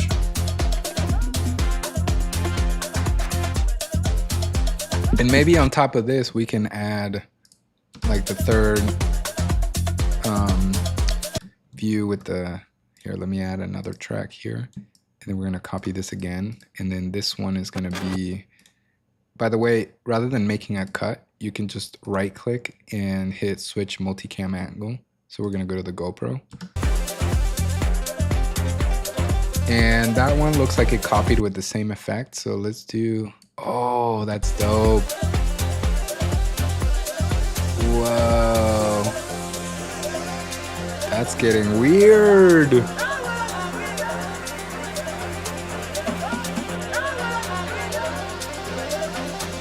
Whoa.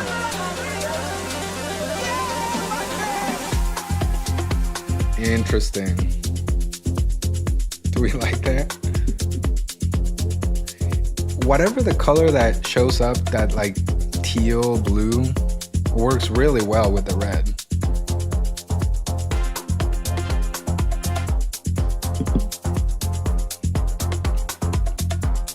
That's very interesting. Yeah. And I almost wonder, you know what would be interesting if we flip this around, so rather than coming from the top, it's coming from the bottom.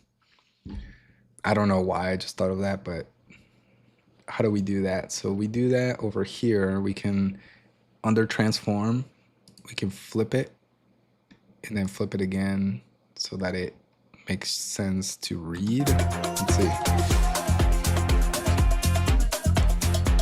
That's so weird.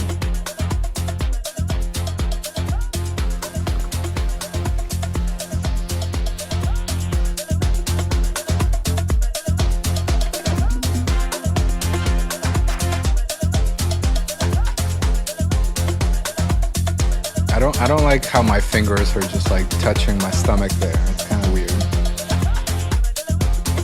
It's like a weird spot for my hand to land. I don't know if I like that. I don't like being touched like that. Yeah, no. It's going back. It's going back to the top. There we go. Maybe, yeah. I think it's fine like this. What do you think?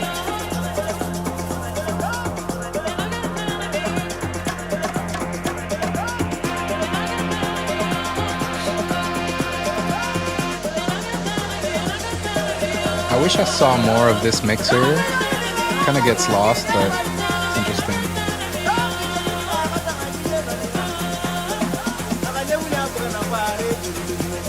Maybe we can try that same effect we did last time or a while ago. How would you remember this?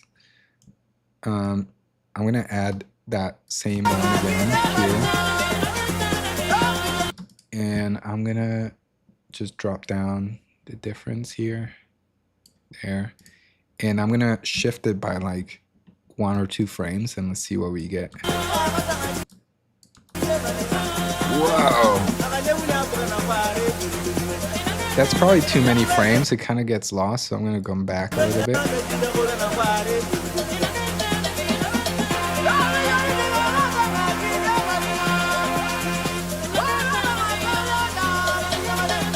That's interesting. But then the other shot kind of gets lost. I don't see it anymore. The other angle. Which one was that? It was this one. Maybe we need to move it to the right. Like right here. And oh, that's gonna be weird. Okay, let's try this. That's getting really weird right there, but it's interesting. Now I get that angle a little bit better. What do we think? Is this too distracting, guys?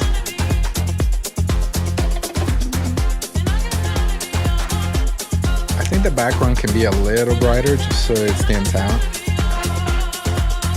But that's cool. I like the effect on the hands. It's really trippy.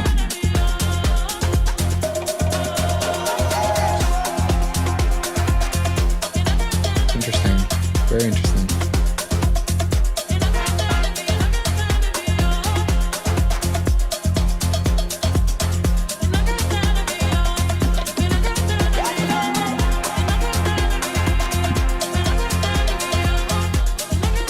Maybe what we can do is we can still cut to some other angles, like this one we can cut to. Oh, nice. Huh. That's weird.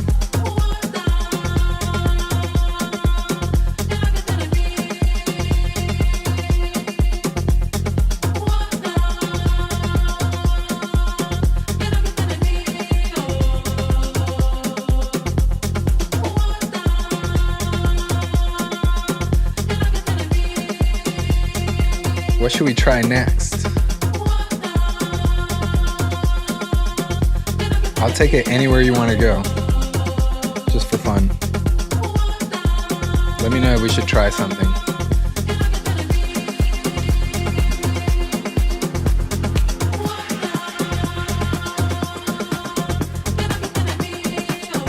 Come on, chat. I need some ideas.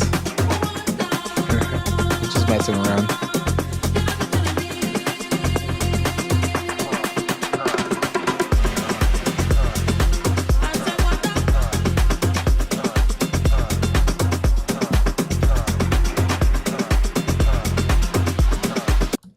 Maybe one of these should be in a different color.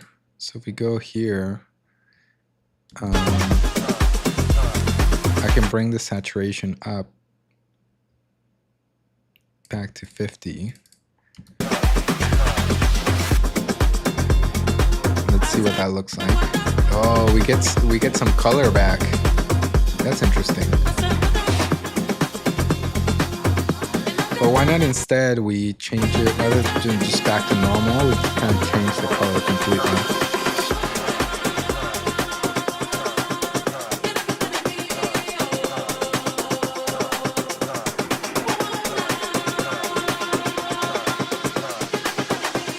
Maybe we want to do yellow instead. Can we get that? No. It's so hard to tell. Let's see.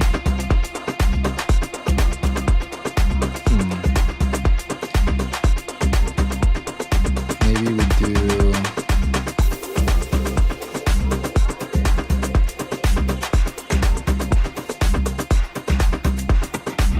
That makes it purple. That's not right.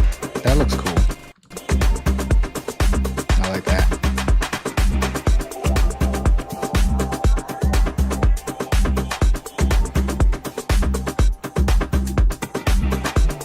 One thing I like about the tractor control is that it has these LED lights underneath.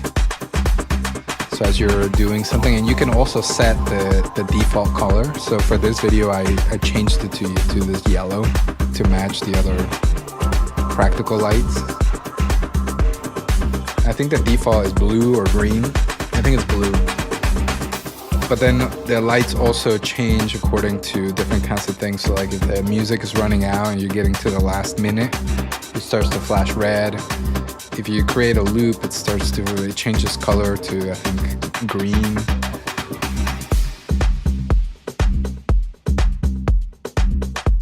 I don't like whatever this is right here, which I think is probably from this, one of these camera angles. So I'm gonna try to find that and cut it out. Let's see.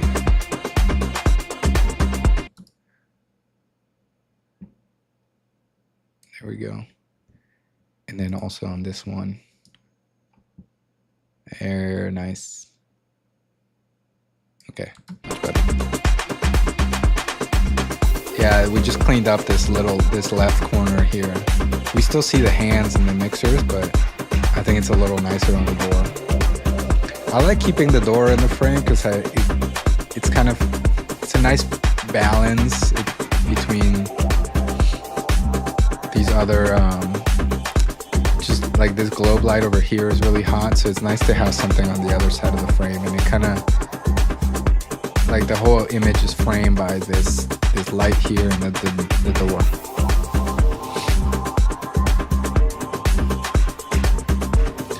Resolve is such a powerful tool. I love editing on here. I mean, just look at what we came up with. It's freaking dope.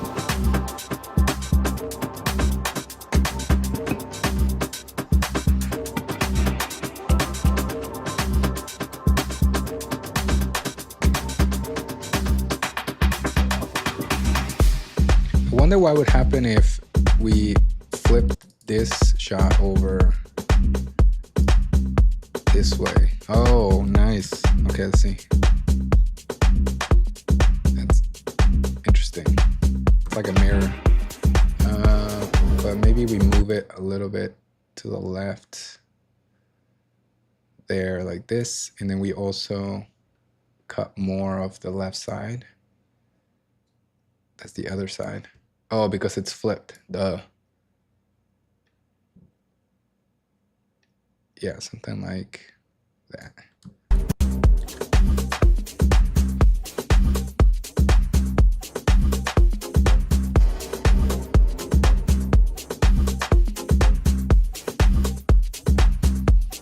I think this is my longest stream ever. I've been streaming for over 3 hours.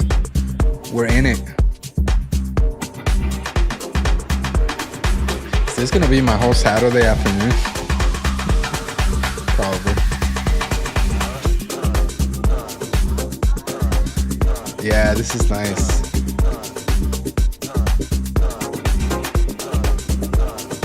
I wish the background was a little brighter. I think we need to bring that up. This one. So maybe I'm gonna brighten up that one.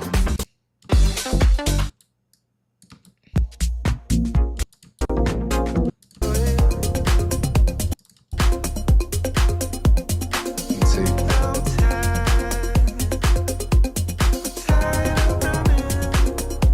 Maybe bring up the midtones a little bit. And the highlights.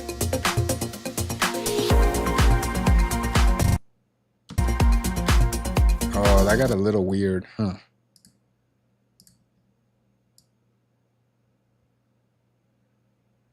Are we on the right one? I think we are.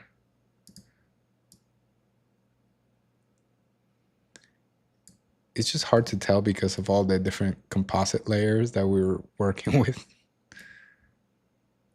There we go. It's a little better. Yeah, nice.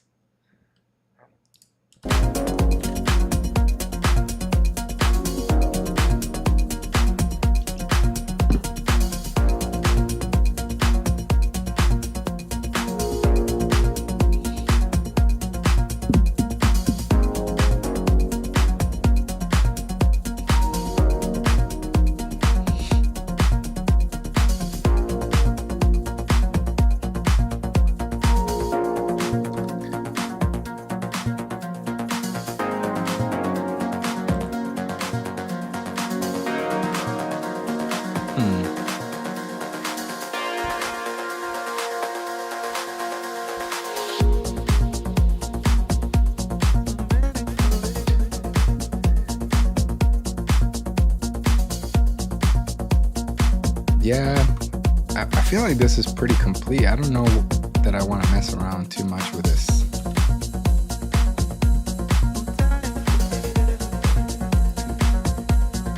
I like this, the bottom here where you can see my hands in the mixer. I hadn't realized that you could see that so clearly. The only thing I hate about all of this is the freaking nipple lamp over here on the ceiling. It's so annoying. It looks so bad.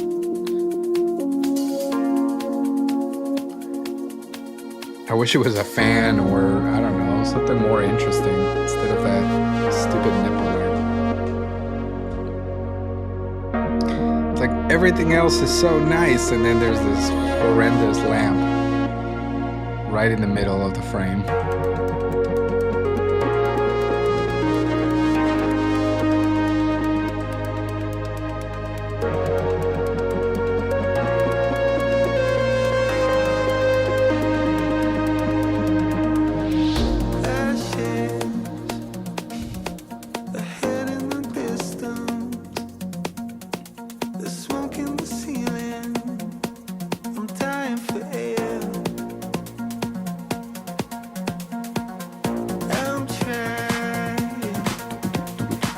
Maybe we add another layer here on this one that is the same as this one, but also, oh shoot, only a couple frames over. Yeah, but then let's save it for when the chorus hits here. So we'll go here, we'll cut this, and then we'll deactivate this. So let's watch again. So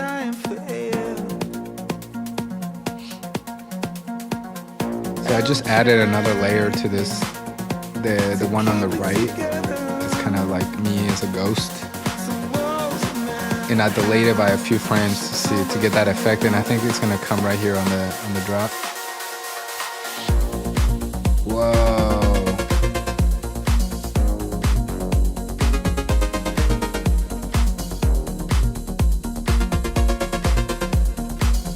It's almost in time with the music. It's just like the delay between the beats and the delay between the frames is almost exactly the same. It's like 2, 3, 4, 1, 2, 3. It's like in threes or something.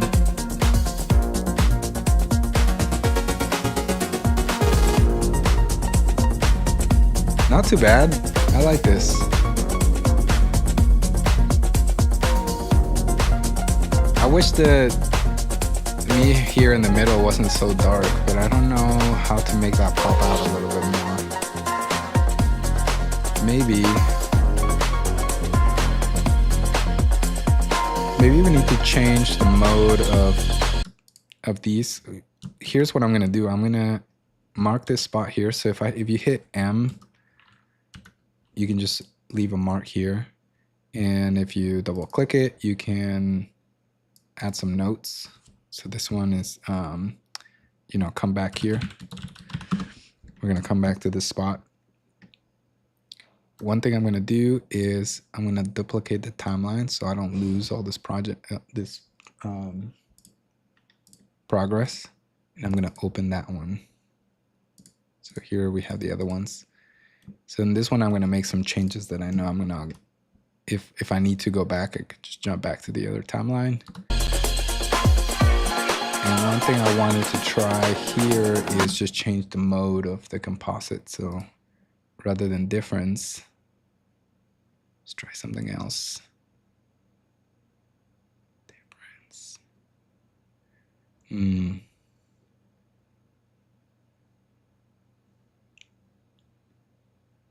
Overlay. No, it got even darker. Subtract.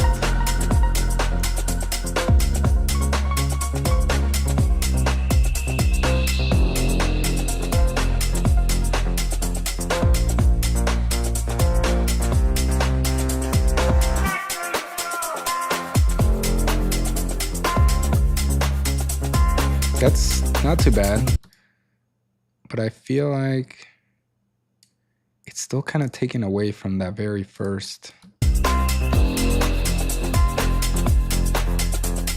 Yeah, I don't like how that base look, the wide camera looks at the end. What do we have initially? Difference?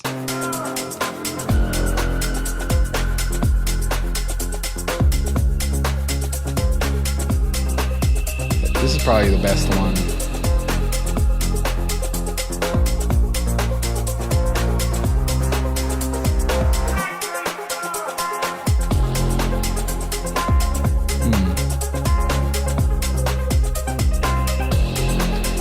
So maybe in this case, what I'm gonna do is, oh, how do we? Oh, I see.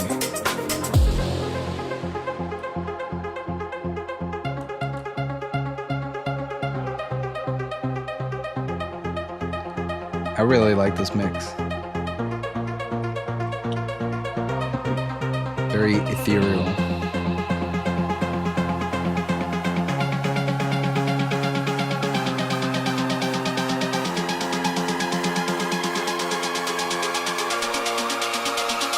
Here, I wonder if we could do something visually that builds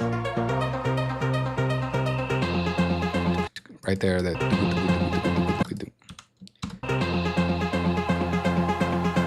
yeah, so maybe what we can do here is grab one of these. All right, this is gonna be interesting. Let's see. I have this idea in my head, but I don't know if I can execute it. So my idea is to grab the clip that has the mixer in it and build a like a sequence of zoom ins. So it goes like when that drum roll begins, then the frame with the tractor mixer starts to like get bigger, but it just kind of comes through in waves. That was a trip to try to explain. But I think how we can do that is, so I'm gonna add another track here, and I'm gonna go to effects under generators. Is it generator? No. What do we want here? I think we want fusion. So I'm just gonna grab an adjustment clip. So under toolbox, under effects, there's this adjustment clip. And I'm just gonna drag it on top. Great. So now, first I'm gonna look for my timings. I'm just gonna listen.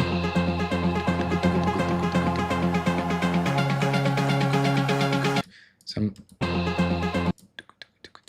I'm gonna cut here. It's gonna be really short. Just want to get like in 4 basically. Delete this. So it's 1, 2, 3, 4. 1, 2, 3. Yeah, I just want to find like a little cycle of music. And then in here, I see what we can do is, oh, but this is going to adjust everything underneath, isn't it? Yeah. Let me see. Yes. Crap. So we can't quite do that. Instead, we need to do a keyframe. Oh, now we're getting into keyframes. How are we going to do this? That's really difficult.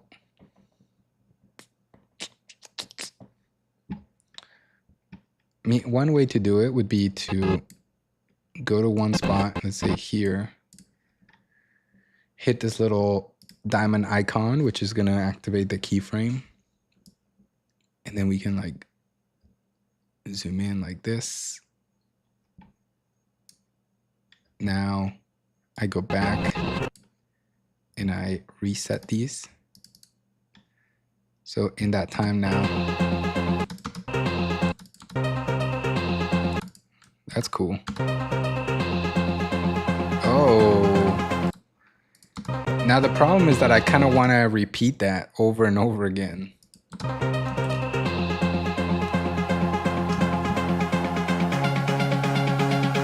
That's interesting. It has a nice timing there, like when it lands, it looks good. That effect.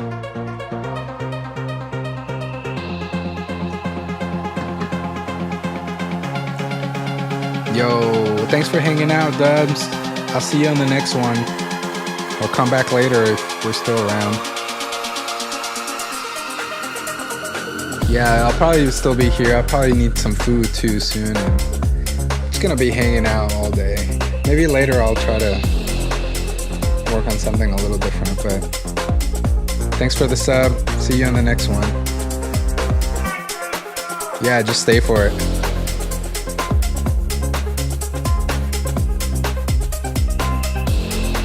Peace, dude.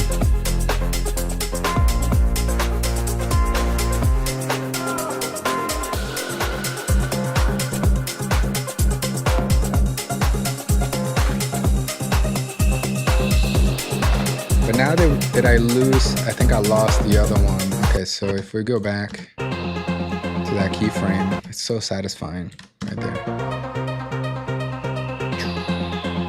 That's cool. But I kind of wanted to do that over and over again. So let's see if is there a way to like copy this? Hold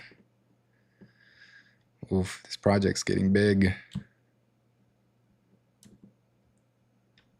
Let me get more real estate down here. Oh, come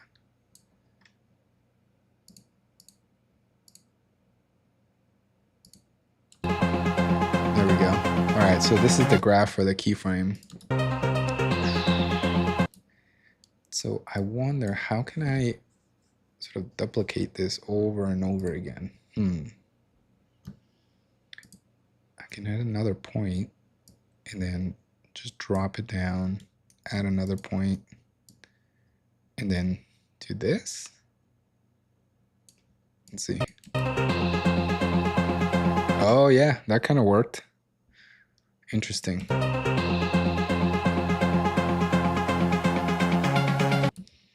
Maybe, so maybe this one stays down here. We add another one over here, and it does the same thing right here.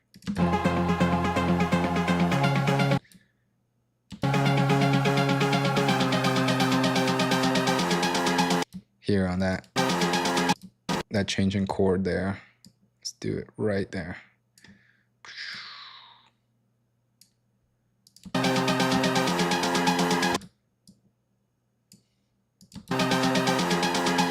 Nice.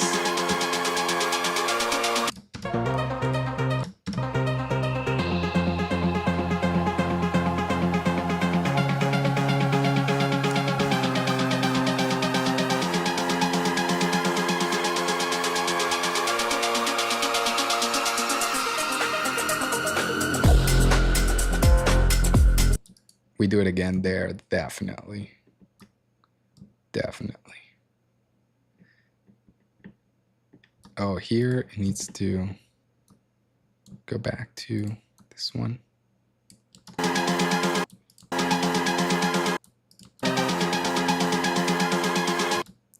Oh, interesting.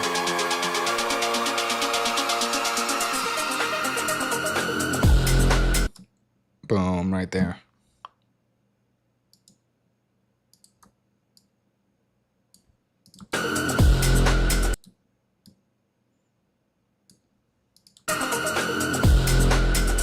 Oh, snap. That was cool.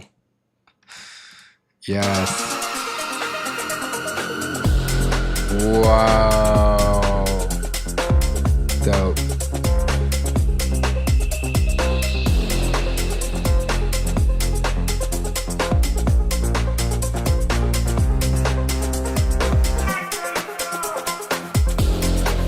Ah, let's do it again right there.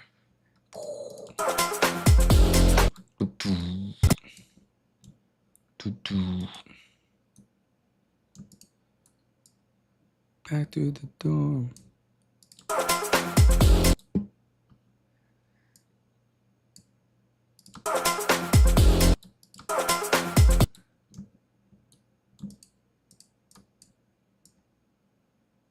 Do something like this. Oh, nice.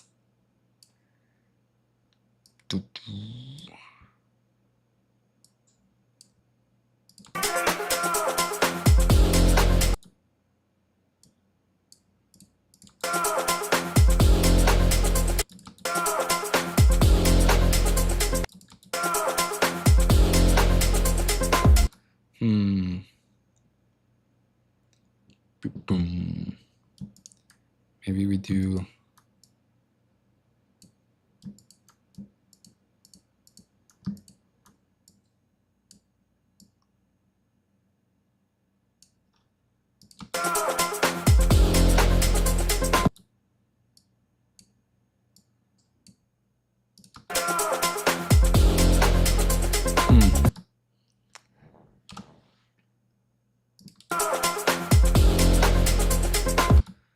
Maybe a little sooner.